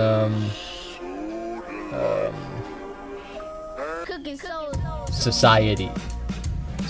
We live in a society. Alright, anyway, bro. I actually have a special treat for you, Donut. Chocolate Donut I think you're gonna like this. What's new? Donut said, gotcha, what's new? J-Star says, nothing, bro. Except, actually, I do have something new. Okay, I got something Donuts new. asks, is it Smite? No. No, I'm making a very special announcement, okay? This will shock you to your core. But I am actually taking Actual Justice Warrior off of the roster. Okay, that's the announcement. I've decided, after watching this debate, that I really shouldn't be watching Actual Justice Warrior. Yeah, I'm not gonna watch him anymore. I'm not gonna react to him. He's really annoying and lame, and kind of just washed. Okay, like I didn't realize that his career had been going on for this long. Honestly, I stupidly thought he was an up-and-comer, just because I hadn't seen him. But obviously he's been doing this for a while. His channel has kind of stagnated, and that's why I think it's just the videos I've made about him have been kind of received as lukewarm. Okay, I've had a little bit of virality when I uploaded that one Actual Justice Warrior video, and it's actually my most viral video so far. But by and large, most of my Actual Justice Warrior videos do pretty bad, and my Leaflet videos and my Asmongold videos, on average, do better. Okay, but here's the thing. I kept Actual Justice Warrior around because he represents something in the conservative movement that the other people I watch don't as much. And that is why I have waited until now, because I finally found his replacement. Okay, and here we go. Welcome back. Today we now this guy that we're about to watch, he's a little different from Actual Justice Warrior. They're not really the exact same type of conservative, but they're both smarmy and annoying. And they try to appear as like down to earth and humble, and also high Chocolate IQ. Donuts asks, so why not just be a conservative grifter? Why are you asking me that, man? Why? Because because I was talking about my numbers. Basically because my heart's not in it, man. I mean, I probably could Chocolate Donuts do better. said yeah. Yeah, I mean, I could get more views probably if I were a right-wing grifter. But I'm actually not so sure because, again, my heart wouldn't be in it. And so I would just make crappy content. And, would I get more views? Like, maybe. Maybe. But there would certainly be a hard set cap as to the views that I could get. Just because... Chocolate Donuts asks, do you think some of those YouTubers actually a liberal? No, I don't think that. No, I don't ever assume that. Okay, now this guy that we're about to watch, I want you to get to know him. Okay, I want you to acclimate yourself to this guy because we're gonna be watching him. Okay, this is a really new channel. Look, he's only got 35 videos. Okay, he's an up-and-comer. He's got 11,000 subscribers though. 11,000 with only 35 videos, and he started uploading. Let's see. Wow, 9 years ago. Like 3 months ago. Okay, now this guy is so like I was talking just a second ago how he's similar to Actual Justice Warrior, but now I want to talk about how very different they are. Okay, and this is important because all of the content creators I've been reacting to so far are pro-Israel. Okay, and I just haven't really had someone to react to that's on the right that is anti-Israel. And this is a huge, these guys represent a huge swaths of conservative voters, of conservative people. Okay, like there is a large and a growing number of conservatives that are anti-Israel. Okay, and this guy this guy is super anti-Semitic. Okay, this guy. Let me tell you something. This guy, what I've seen of him so far, he's the most racist. He's like equally as racist as Nux Taku. Okay, but he's anti-Israel though. Okay, and anyway, basically this guy is kind of a Nick Fuentes type, but he comes across more to me as like a pseudo academic, you know. And I could be wrong about that. I haven't watched much of his content. I haven't really fully formed a picture of what his character, his persona is supposed to be. But we will find out. We will do this together. Now you might be wondering, J-Star, why are you reacting to this Nazi, right? Because like I said, this guy is like Nick Fuentes. And I've talked before about how I wasn't going to react to Nick Fuentes. I wasn't going to do that because he's a white supremacist. He is a Nazi. And the answer is that Nick Fuentes, he has a large audience that is growing, and I didn't want to contribute to that at all. As small as my channel is, I didn't want to, do that. I didn't want to, add to that. But anyway, this person is obviously separate from Nick Fuentes. While he may be a groyper, they're two different people. And also, I've kind of come to the conclusion that there is no contributing to Nick Fuentes' success. Like he just, it is what it is. He capitalized on he pushed the right buttons at the right time, and he catapulted to his current position mainly due to luck and by the good graces of good old destiny. But anyway, I feel like Nick Fuentes is just he doesn't make for great content to react to. Okay, his content is good to watch. He makes decent content. Again, he not to say that he's a good person. Okay, but he's good at making content.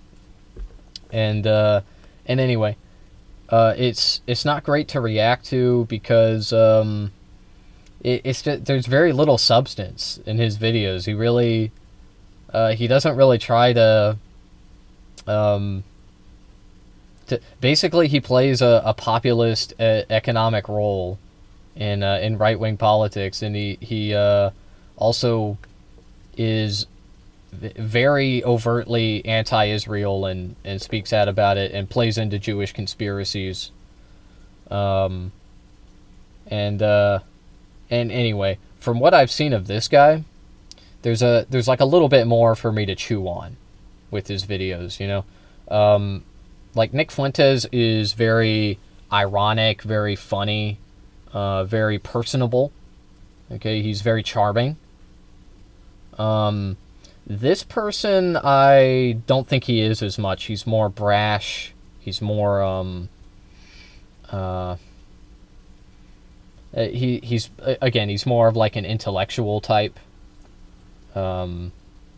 Or he tries to appear as a humble intellectual,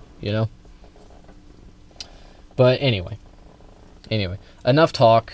Let's just get right into it. This is his latest video called Why 2026 Will Radicalize Most Americans. Okay, let's go. Hey guys, welcome back. Today we are going to be talking about 2026. And in some ways in this video, we're going to talk about predictions, do a little bit of free thinking of what I believe is going to happen next year and how it's going to radicalize a lot of people. And I'll explain why. But we're going to be looking at some studies, some surveys, some statistics, And that's kind of the reason why I feel the way I do about next year and what's going to come. So this video isn't going to be that like crazy. It's going to be kind of more chill, laid back. So if you're not really interested in that, it's fine. You don't have to watch it. My next video, however, is going to be a little bit more, let's just say exciting. So if you're wanting something like that, you can come back for the next video. But just to start off this conversation today, we need to talk about Black Friday. So Black Friday just happened, and it set a record-breaking number of sales in the United States. It was over $11 billion in sales. And about $747 million out of that $11 billion all came from buy now, pay later. The plans, the monthly payments, almost $1 billion just came straight out of those payment plans. But get this. This is where it gets a little even crazier. 95% of all spending on Black Friday came from financed options. So the majority of it came from people putting it on credit. And there's a lot of reasons why. Maybe somebody's building their credit. Maybe they have really good credit. But I don't think that's actually the main reason why most people were using financed options. It's because a lot of people just don't have money. A majority of Americans today do not have savings. They live paycheck to paycheck. So the only way they can afford to buy Black Friday gifts, deals, whatever, whether it's for Christmas or themselves, is they have to use a financed option. And you might be saying, Tom, what? Another reason I like watching this guy is because of the gameplay. Okay, because I'm not gonna lie to you, man. Like, watching Nux Taku is a drag, okay, but watching actual Justice Warrior, like I have to look at his face the whole time, and he's talking, and it's just like so boring. I hate it. I hate it. I mean, there's not really a lot to talk about most of the time. So this is good. This is an improvement. I like the gameplay. I like that.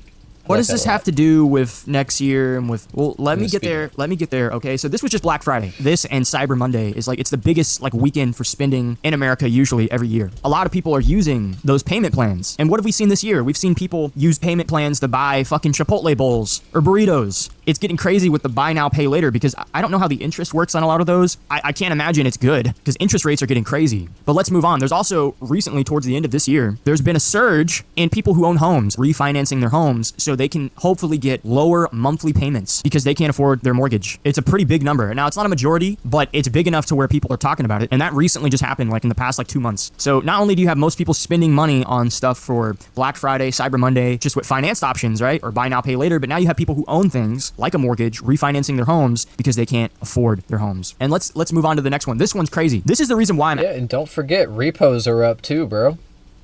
Repos are up too. So not only are people spending more on credit, but they're like defaulting on their loans. They're getting their assets repossessed. Okay, car loans, foreclosures. These things are up right now. Damn, actually why is making that this video, happening? to be honest, because this shit, when I saw this, I was like, there's no way this is real because it was a tweet. And then I had to look up the actual survey and study that was done, and it's real. So, breaking news. Only 12% of Gen Z graduates secure a job after graduation compared to 40% of earlier generations. Only 12%. It's because they're getting their degrees in gender studies, brother. Of Gen Z graduates get a job.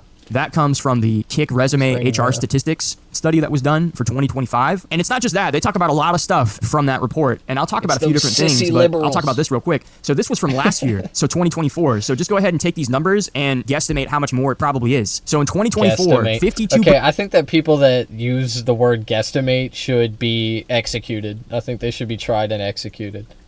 That's just my personal opinion. I fucking hate that word, dude. I hate the word. I hate it. I don't know who came up with it, but it should be a war crime, okay? That whoever came up with it should be tried and also executed. % of college graduates were working jobs that don't require a higher education. So basically, they have degrees, they have jobs that don't require degrees. How many times on this channel have I told you guys, the majority of people I know who went to college and got degrees do not have jobs that required degrees. And these numbers I just said, that was based off last year. The 12% of Gen Z graduates that secured a job after graduation, that study came out from this year. So I'd imagine it's more than 52% now. And then out of the 52%, it's estimated 75% of those people will remain in those situations for a full decade after college. So not only more than half of people who get degrees don't get jobs that require those degrees, but 75% of those people will literally not have a job that requires their degree for a decade. And if you think these numbers are going to slow down or decrease, think again. And why is this so radicalizing? Because guys, do you see what I've been talking about? You see where I'm going with all this? You have the Black Friday shopping, sets record number highs for sales for Black Friday. Literally all of it is financed. And almost 1 billion of it, right? Almost 1 billion out of the 11 billion is completely buy now, pay later. So not only is that financed, but most of the time it's financed with people who literally have no money. And some people would say, oh, well, maybe they got a good interest deal and maybe they got 0% or whatever. Like, I don't know. So yeah, sure, but that's not a majority of the people. Then you also have people who actually own things like a mortgage, who actually have a house and they're refinancing because they can't make their monthly payments. And then now you have all these job statistics coming out this year talking about how like fucked up the job market is. Gen Z is getting absolutely destroyed. And a lot of people are saying, well, what YouTubers will I be discussing? So right now on the roster, I've got this guy, Tom Foe. Okay, he's a new guy. I've got Leaflet, who I'm considering swapping out for Asmongold. And then we have Nuxtaku. Now, the reason I haven't swapped out Leaflet for... So there's pros and cons, okay? If I replace Leaflet with Asmongold, then the upside to that is he's not a VTuber, okay? So that would be great, you know? I already have Nuxtaku, and Leaflet is just, you know, yet another VTuber, and that's not good. I don't like watching VTubers. So there's that. You know, the downside is Asmongold is a dude, okay, and you know, I don't really, you know, it's turning into a sausage fest, bro. Like there's two, like we got, you know, we got rid of Actual Justice Warrior. He was a pussy. Okay, now you know, now I'm talking about getting rid of Leaflet. Like, I don't know if I want to do it, but anyway, I did take Smuggalana off of the roster. She makes content. There's too much content by Smuggalana. She just like drops way too much.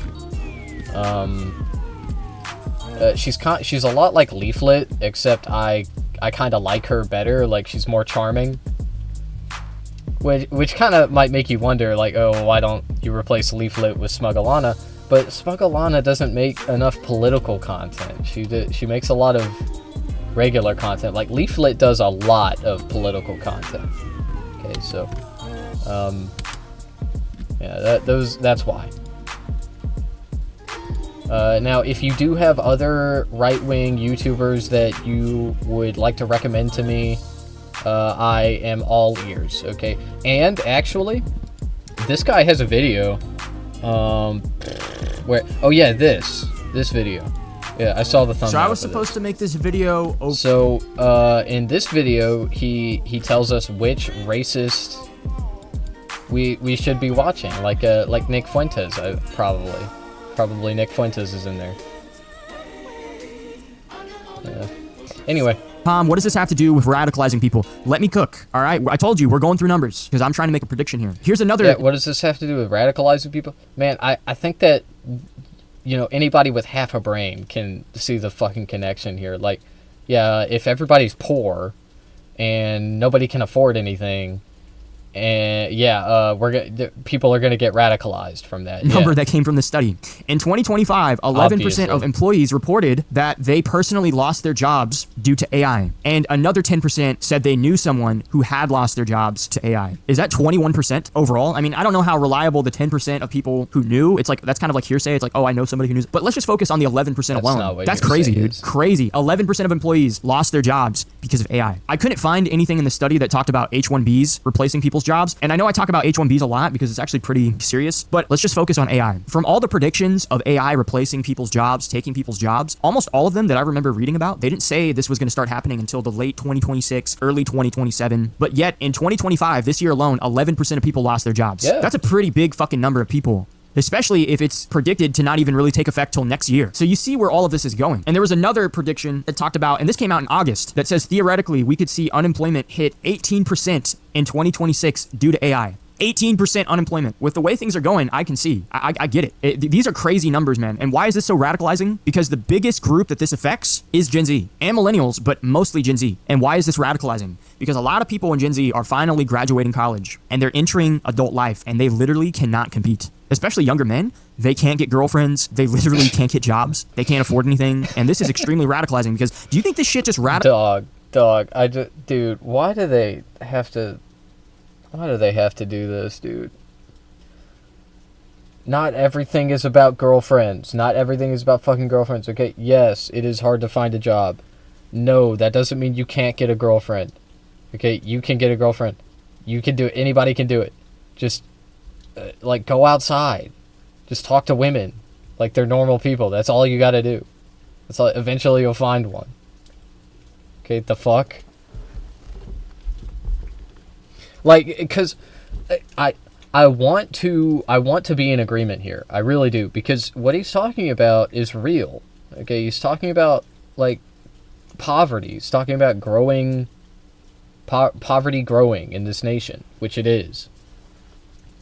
And, like, I understand that sentiment. I just, like, why do you have to make it incel, bro? Why does it have to become fucking incel? Radicalizes the kids. Do you think this just radicalizes the young adults? This radicalizes their parents as well, especially like young mothers or like mothers in general that have good relationships with their sons. Fathers too, I'm sure, but like I'll use my channel as an example. There are women who tell me all the time, they're mothers of Gen Z sons. They watch my channel. They're like, yeah, my sons watch this type of content and they watch my channel. Some of them follow me on Twitter and they'll interact with me on there. They'll talk about how they watch people like Nick. They're into all the same stuff. And it's mainly because of their sons. Because they have sons. Their sons get old enough to enter the dating scene, to enter in the workforce. They graduate college. They enter college. They're going into all these different parts of life where they should be competing to some degree. They should be getting into a relationship. They should be doing all these things and they literally can't compete. They can't do it. And all these young mothers, what I've noticed over like the past like 2 years of kind of paying attention is they've been getting radicalized because they start paying attention to, well, why is dating so fucked? They look into it and they're like, oh, feminism is like destroying people and it's basically making women undateable. And then also with what's going on with the job market and with money in general, men cannot compete because it turns out a lot of women date certain men based off what they do for work, how much money they make. Hypergamy is a real thing. And now their sons are completely cut out. Like they can't even get... Yeah, and that's true.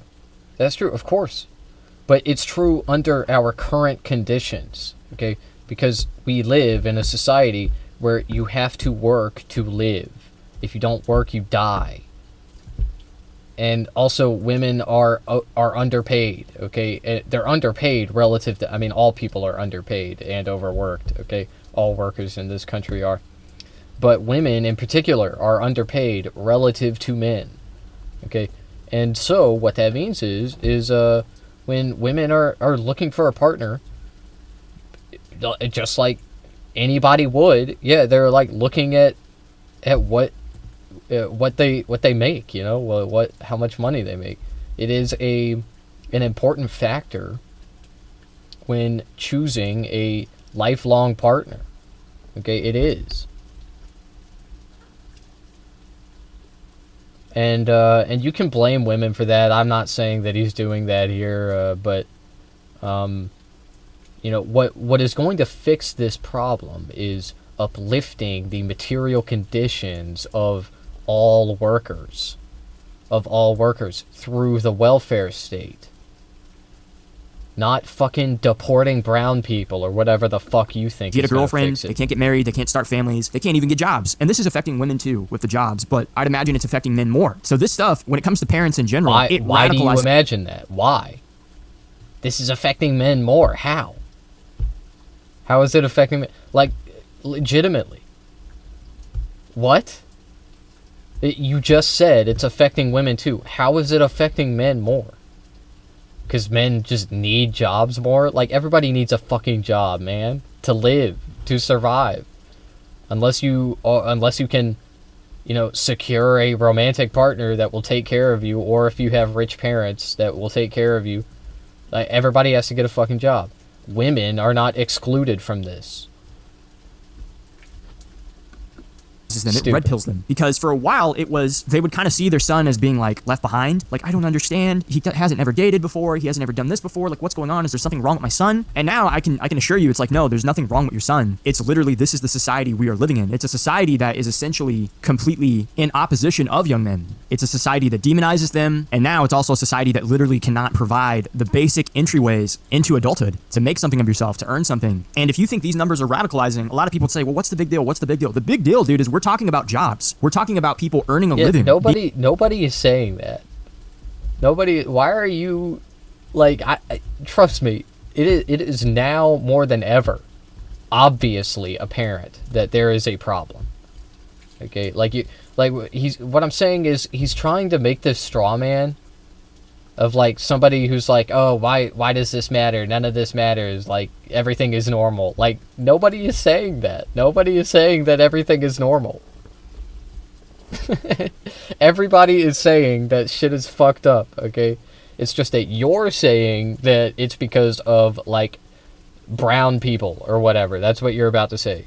Probably. I don't know. Being able to have an opportunity to put food on the table. These numbers I talked about here, dude, this isn't including people who are abusing welfare. Maybe with the Black Friday numbers, you have certain things like that. But like with these job numbers, this is talking about people that are actually trying to work. Younger people that are actually trying to work. They can't. We've known this for years, but the reason why next year in 2026 it's going to radicalize so many people is because you're going to have AI come in like a fucking hammer. AI is going to fuck so many people up. It's not even funny. Like, it's next year, that's when you're going to start seeing blood run through the streets with AI. Trust me. And then also I said we wouldn't talk about H-1Bs, but we have to talk about it. With H-1Bs, what is that doing? It's replacing a lot of people's jobs. What did we see when we talked about that before in this channel? 80% of those jobs are for entry-level positions. And even for senior-level positions for the H-1Bs, where they're talking about how these people are going to come over and train us because we're so retarded and we don't know how to work a computer or whatever fucking example they're using. Oh, they don't know how to build missiles, or it's complete bullshit. Because now we have a growing number of actual whistleblowers and a lot of these tech industry companies and all these different things talking about how the H-1Bs, these fucking Indians or whatever, they don't even fucking know how to do the basic work that's required for their job. They don't know how to train people. This idea that Indians are good with computers is bullshit. They might be better at computers than like a fucking boomer, but like than an average Gen Z kid, it's probably the same level. At least a kid who's going to college to learn how to get a job, an entry-level job in the tech industry, they probably know more than the Indian. Like, definitely. It's true about AI. I actually made a video of you saying something but didn't go through with it. That's crazy, dog. That's crazy. Chocolate Donuts said like, I think you would have loathed me. I might have. You probably should just not do that. You probably just should not make things like that of me, okay? But, you know, I mean, look, actually, it's funny. As long as it's funny, it's fine, okay? I don't care. You can make me say whatever you want. Okay, I would prefer you not to make me say slurs. Chocolate Donuts asks, but it's not you. Because that's so not what's funny. The big deal? It's my likeness. It's my face. Chocolate it looks Donuts exactly asks, like me. So you saying the N-word is okay? Yeah, I would rather. Chocolate Donuts said fuck. You know, I would say no holds bar. If it's funny, it goes. But when it comes to slurs, that's not ever gonna be funny, man. That's like saying slurs isn't funny. It's just not, and it never makes it more funny. So like, because I'm not saying it can't be funny. Like, you know, making AI of me saying slurs, but the funniness factor has nothing to do with the saying of slurs. Actually, if anything, like I said, slurs just make it less funny. Okay, it just does. Okay, so don't do it. Please. But, I mean, I can't stop you. I can't stop anyone. Like, in any way, you are... So, I was thinking about pausing it and saying something, but this is such a speculative topic. I don't know if it's really worth it. I think he's fear-mongering here. Conservatives do this a lot. Like, it's going to get worse. It's going to get worse. Like, yeah, they're kind of right. Okay, it is going to get worse. But it's usually never as sensational or catastrophic as they say it will be. And AI is the same way. Okay, here, let me tell you what's going to happen with AI. Because I'll tell you. AI is going to keep advancing. But, and it's going to advance noticeably. As in, like, it's not going to be like video game graphics where now, you know, the latest graphics look, okay, they look like last year's, okay, and it's been that way for like 10 years now. But like it is going to be a noticeably more, what's the word I'm thinking of? Technically impressive. I'm forgetting the word for it. Anyway, AI is going to get better, basically. But we're talking about jobs right now, and is AI going to replace jobs? Well, Chocolate AI Donut could... said, "Size, I wanna chat more, Browski, but I gotta serve lunch." Hey, God bless you. Chocolate Donut Godspeed. said, "Love this topic." Well, I'll keep talking about it anyway because it's interesting. But thank you for what you do, Donut, and good luck on your lunch rush. But anyway, will AI replace regular jobs? Not really. Okay, not really. Like you have to understand that AI is really only capable of replacing jobs on a computer. Maybe in a factory, but that's gonna be like way down the line. So like, you know, a lot of these like blue collar jobs are safe. It's mainly the office work that is at risk. But here's the thing. The AI bubble is exactly that. It's a bubble. And you're seeing a lot of people like Michael Berry or that have like made accurate predictions on things like the .com bubble and the housing bubble, and they're blowing the whistle on this now. And it's like, oh, like, because like I was saying it was a bubble, Hassan was saying it was a bubble years ago. Okay, we've been saying this, but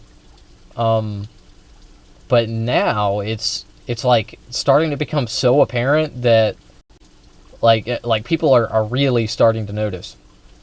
And Nvidia's stock has continued to go up, but shareholders are quite visibly nervous. And if a whale, I honestly, like one whale selling off all of their Nvidia stock might just tank it, okay, because everyone else will get scared, and then they'll start selling. Okay, so that's kind of what's going on right now. That's what it looks like is going to happen. Nvidia's stock is probably going to tank. Meta's, like all of the OpenAI, all of these AI companies, they're making this product that they've invested billions into, that they've secured billions of funding for, and it's not really producing yet what they were hoping, okay, which is like automation of entire industries and like massive layoffs. Don't get me wrong, Chocolate Donuts the layoffs asks, have will been this massive. be uploaded on YT? Oh yeah, I'm gonna upload this, yeah. But yeah, the idea that an AI wave is going to take out like hundreds of thousands of jobs is just kind of delusional. Okay, it is going to replace a lot of jobs, especially over the next 10 years. But it's not going to crash the economy, at least not in that way. Okay, it may crash the economy, but it's going to be more of a bubble popping situation. You understand? Like it's going to be the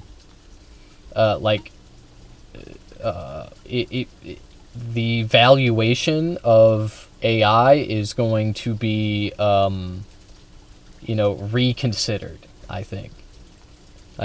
And again, I could be wrong. This is a highly speculative topic. Maybe AI will just keep getting better and better, and nothing bad will happen. Nothing will stop it, and it will replace all jobs. I would love that. Unironically, I would love that. As bad as the consequences might be at first, this system where, like our current system, if nobody had a job under this system, everybody would die. Okay, like we would all die. Okay, obviously. obviously, if no one has a job. So that means that if AI replaces us, then this system becomes untenable. Okay, everyone will die. And so if AI replaces us and nobody has a job, then we're going to have to do welfare for finally, we're going to have to do welfare.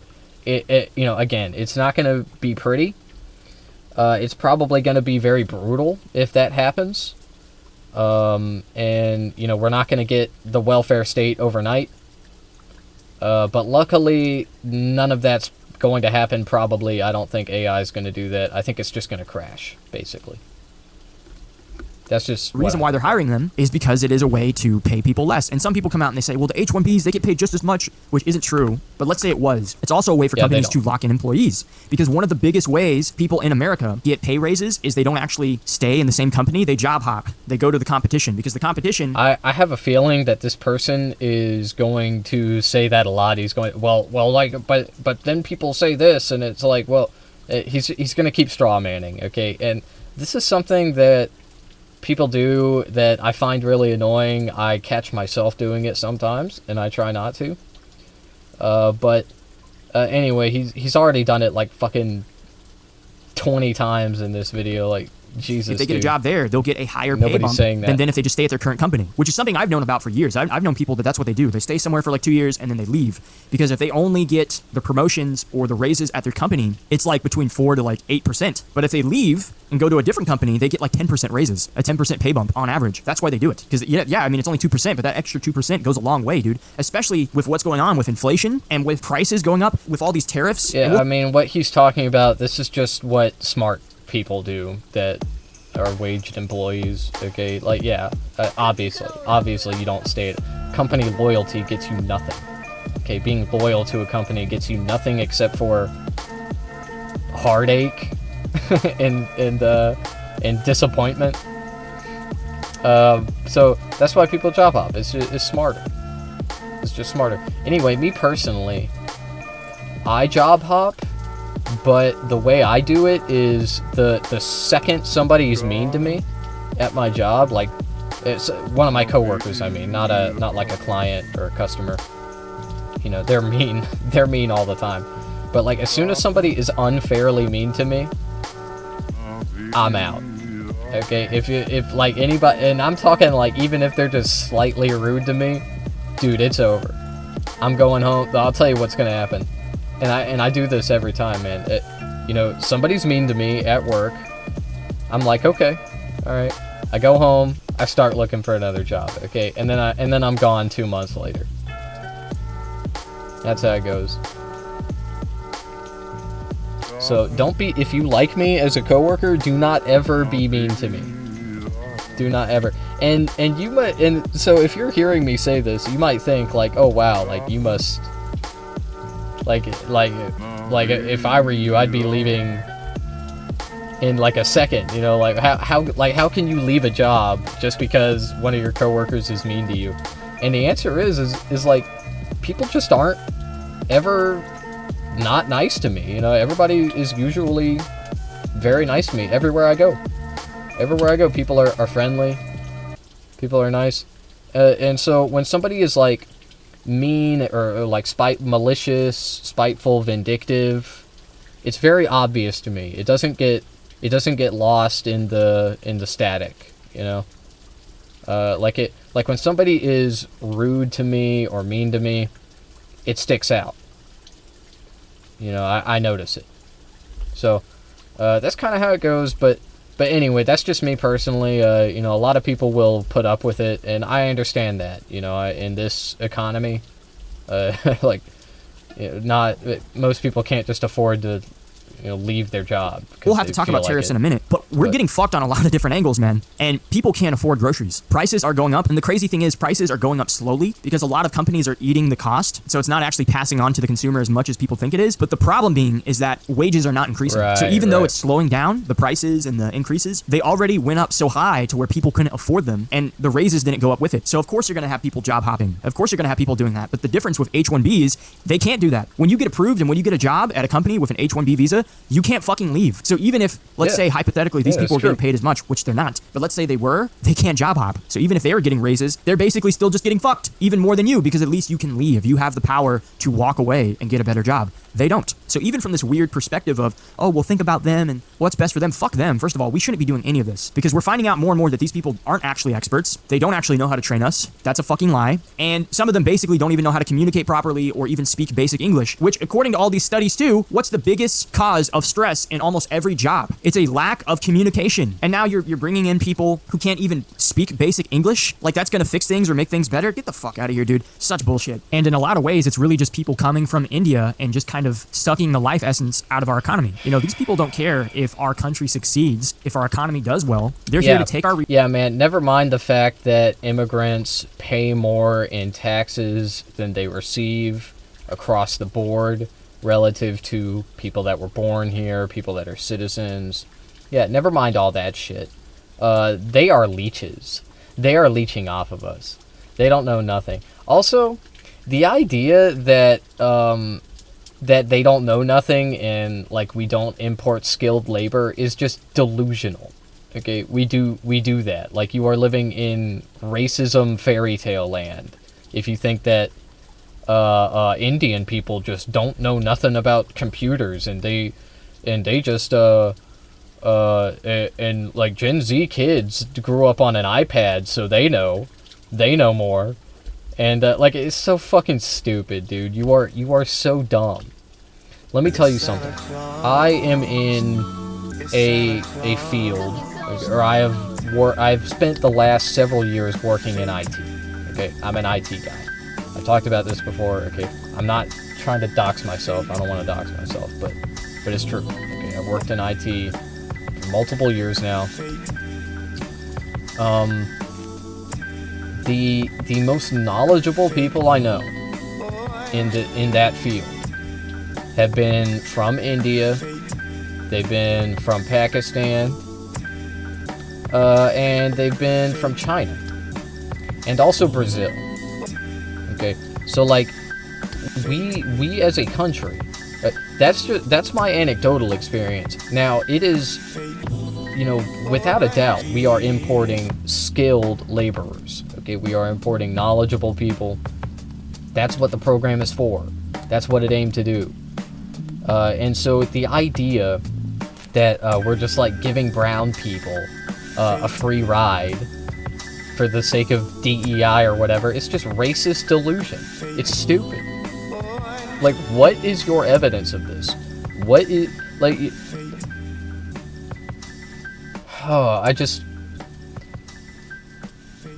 what I'm saying is, this person, Tom Foe, he is just like saying that brown people are stupid and stinky and like that's it, and that we're just doing this because of DEI, because of like white guilt or some shit, and he's just like failing to consider that like oh, maybe brown people are as smart as you and me. Maybe they maybe in their material conditions in their country they are like more effectively coerced into pursuing higher education, and that is why they have a higher population of skilled laborers.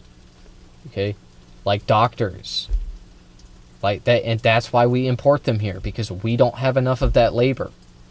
Okay, we don't. You know, I'm sorry. I would love for America to have more people that are knowledgeable in computers and all of these things, but higher education is so unattainable here. It's so costly, and it requires you to go into debt. Consequently, it requires you to go into debt for like generations. You know, that's not even much of an exaggeration. Like you have to go into debt for the rest of your life just to get a fucking 4-year degree. Okay, or a master's degree, even more. It's crazy. It's crazy, man. So, yeah. Anyway, I forgot what I was responding to. We're just gonna resources, take our shit, and then for most of them, go back home. That's exactly what's happening, and we'll have to do a separate video talking about that specifically because that's a whole other subject. But that is something that's currently going on, and it's not just with India. It's a lot of countries. They're coming here just to take our resources and fuck up our country and then walk away. That's like the goal. But talking about the tariffs, what's going on with the tariffs are completely skull-fucking businesses, smaller businesses, not the big industries, not people like Amazon, not the monopolies, but the mom and pop shops, the people that have their own businesses, the people that can barely afford 1 or 2 employees, those are the people getting completely fucked because they can't afford the prices of paying for certain materials because of the tariffs. It's literally eating them alive. And you will eventually see to where they just have to increase their prices tenfold to make up for all these losses because they can't afford to do it. I can't even imagine next year how many smaller businesses are going to go out just because they can't keep up. And with all this trade in general, it's crazy, dude. We are getting fucked on so many different levels. We have a housing market bubble. We have a educational bubble. We have a job bubble that's fixing to burst. We have a car bubble. Like, dude, how many cars are just completely overpriced? Used cars. And that's something people have been talking about for years. I remember hearing people talk about that back in like 2020. And it's getting worse. I had some car troubles recently, and so I'm having to look for a new car. And it's crazy. And thank God, I mean, my car's messed up now, but like, thank God I got my car when I did because that was before all these prices started like increasing. So I got off easy, but the average car payment in America is like $750 or something like that. It's almost $800 a month. And that's not including insurance. And then I think for used cars, it's like almost $600. That's insane, dude. People can't even afford rent, and now they can't even afford their cars. Yeah, I mean, I don't know. I can't really speak to the validity of that statement, but I don't think it's much of an exaggeration, if it is at all. Because, yeah, I mean, he's right. Like, cost of living is out of control, man. It sure is. That with full coverage. Why is that? Depending on your age and what you get approved for, some people are going to be spending like at least $200, maybe even more for full coverage because you need full coverage when you're making payments most of the time. Some people, they get better deals, but like the average like younger person, just think about it, dude. They're spending like almost $1,000 altogether for their fucking car each month, which is insane. And what's the answer to all these things that like the government is giving us? Is 50-year mortgages? Because we know the tariffs aren't work. The tariffs could work, but the way it's being implemented, dude, it's just not working, bro.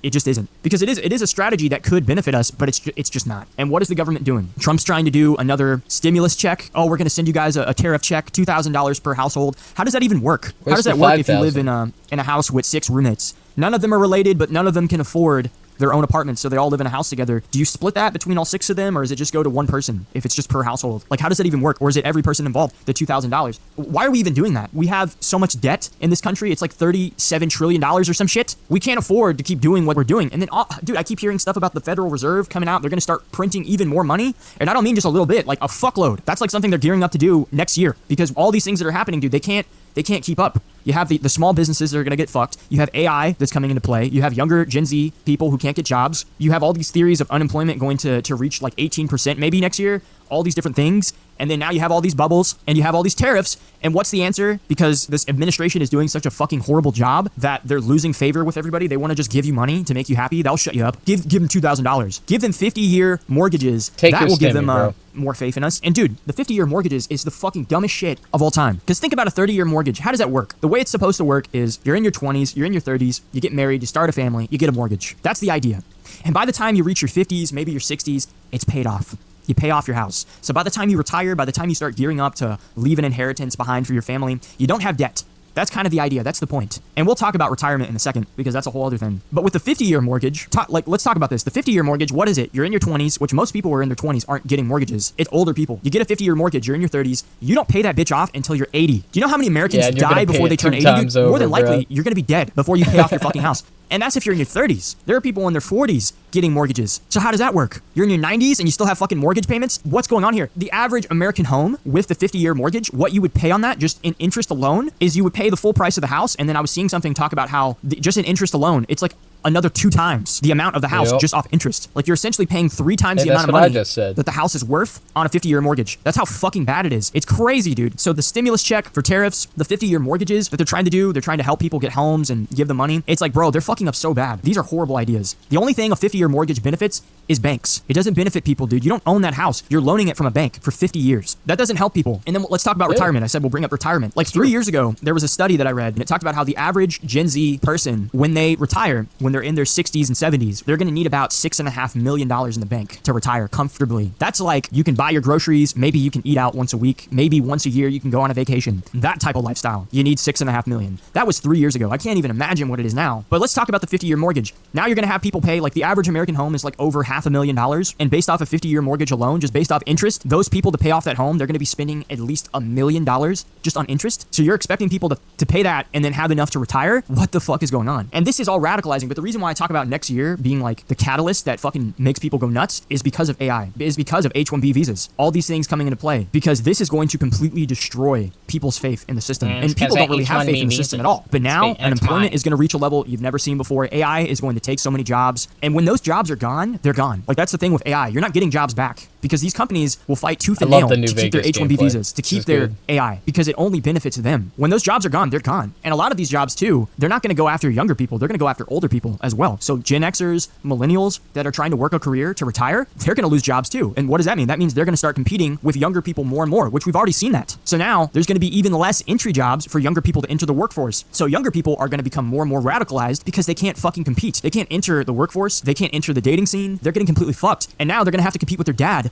for a job. So you have all these bubbles, you have all these problems. And then you also have, like, don't even get me started on trade. Just look at maritime trading, which is the shipping containers in the ocean. Just look at that alone. A lot of people don't really know that much about this, but America is completely getting absolutely skull fucked when it comes to maritime trade. The amount of like ships that America has, it's like 180 to 190 that are able to do trade, at least from American companies, compared to like China, it's like 1,400. We're getting beaten by Japan with maritime trade. Like we're being completely dominated in all these different fields. We have all these bubbles, and next year is going to be the year where most people, the average Americans, start to notice these things. A lot of them have already been noticing some of them, but not all of it altogether. This isn't 2008. This isn't just the housing market crash that's going to fuck the stock market up. This is everything. And what about the job market as a whole? I think in September and in November this year, we had record high like job losses in American companies. I think in September, there was a number that talked about how we hadn't lost that many jobs in September since 2008. It's a bubble for literally everything, every industry. And you're going to have younger people become more radical. You're going to have older people become more radical, either because their kids can't get jobs or they lost their job. And I've been repeating myself over and over and over again. But let's talk about, I guess, one upside that could come from all this, which is not a lot, but it's the fact that next year are the midterms.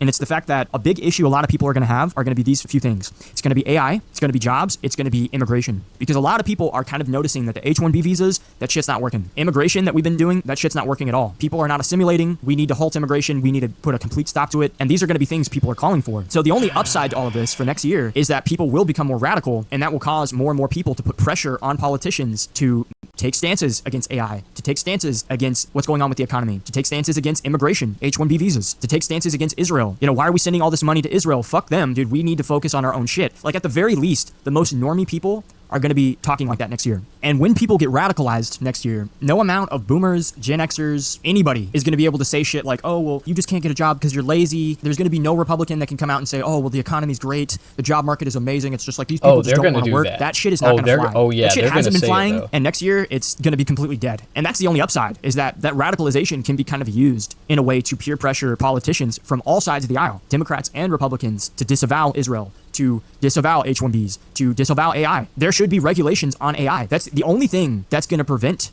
people from losing their jobs with AI is regulation. I'm sorry to all the libertarians watching this video that think the fucking free market and all this bullshit is going to help people. All these Republicans, you're thinking, oh, well, the free market will decide. Dude, when it comes to AI, you cannot compete with AI. You can't compete with AI. So this idea, this belief that only the best people should get the jobs, not regarding AI. There has to be regulation, because you can take the world's fastest coder and pair them up against with Grok, with coding, whatever, and what would take them like 3 hours, Grok can do within like 5 minutes. Now, of course, are there going to be typos? It's going to be fucking broken. There's going to be typo. Wait, what?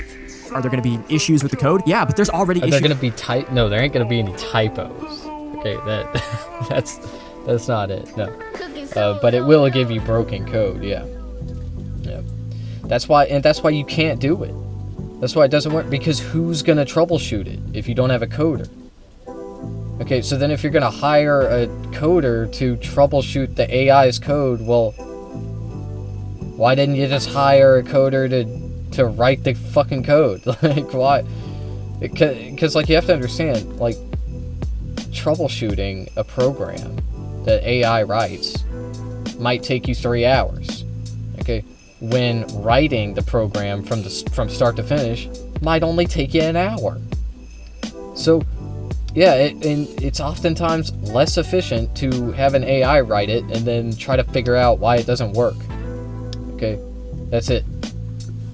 Issues like that with actual people. That's the biggest problems with coding, is people write their code and then they have to go through and optimize their shit because they get something wrong. That's what takes so long with optimization, is they have to have, in some cases, other people look at it to correct their mistakes. And with AI, all you're gonna have is other AI look at the code and correct the other AI's mistakes. So the way it goes, dude, is with a lot of these jobs, it is based off working with computers, working with customer service, all these different things. You can't compete with AI. There's no free market solution that can deal with that issue. It has to be regulation. So there's gonna be a call for people to regulate AI, because if they don't, dude, you're just gonna lose jobs. Unemployment is gonna skyrocket. And if you think I'm wrong, why do you think you keep seeing people like Elon Musk talk about how, well, in the future, AI is gonna take all of our jobs and you won't have to work and everybody's just gonna get free money? Why do you think he keeps saying shit like that? Because he understands people can't compete with AI. And forgive me for not trusting the plan and the fact that AI is going to be nice to us and not completely fuck us over, but a lot of people are going to lose their homes, they're going to lose their jobs, they're not going to be able to afford to feed their families because of AI. So there has to be regulation. So there's going to be a push for that. And that's kind of like the only— Yeah, man. I mean, there is a solution to this, and that is the welfare state.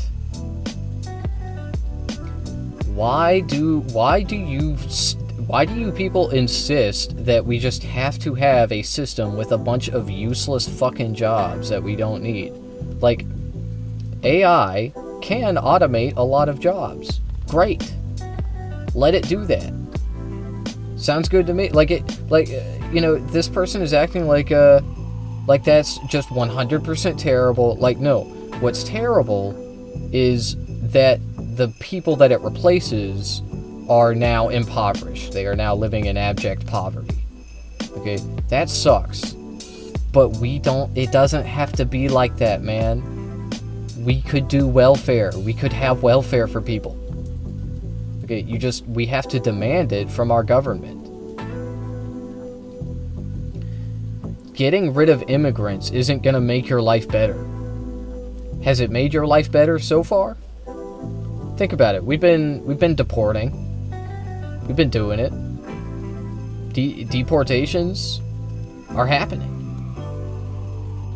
Life still sucks. You have to wonder, why is that?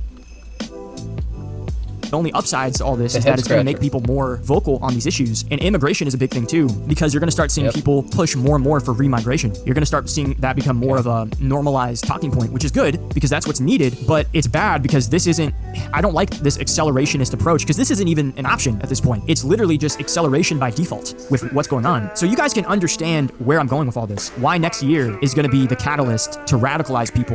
For anybody that doesn't know, remigration is it just means deportation. It's just it's the European way of saying deportation. In Europe, they don't say deportation because of the Holocaust. So they call it remigration. Okay, but it's the same thing. It's the same racist bullshit. Okay, that's it. Everyday individuals. And the way that goes is it could either be a good thing or it can be fucking horrible. Only time will tell. But with the midterms coming next year, I don't even know. Because then you also have stuff with immigration, with deportations. We like it, we think it's amazing, but a lot of people get freaked out by that shit. Even people who voted for it. They'll see a video of some husband getting arrested in front of his family or whatever, and they'll start feeling bad for those people. And that's a problem, because more and more people are going to want less hardcore deportations because it makes them sad. And so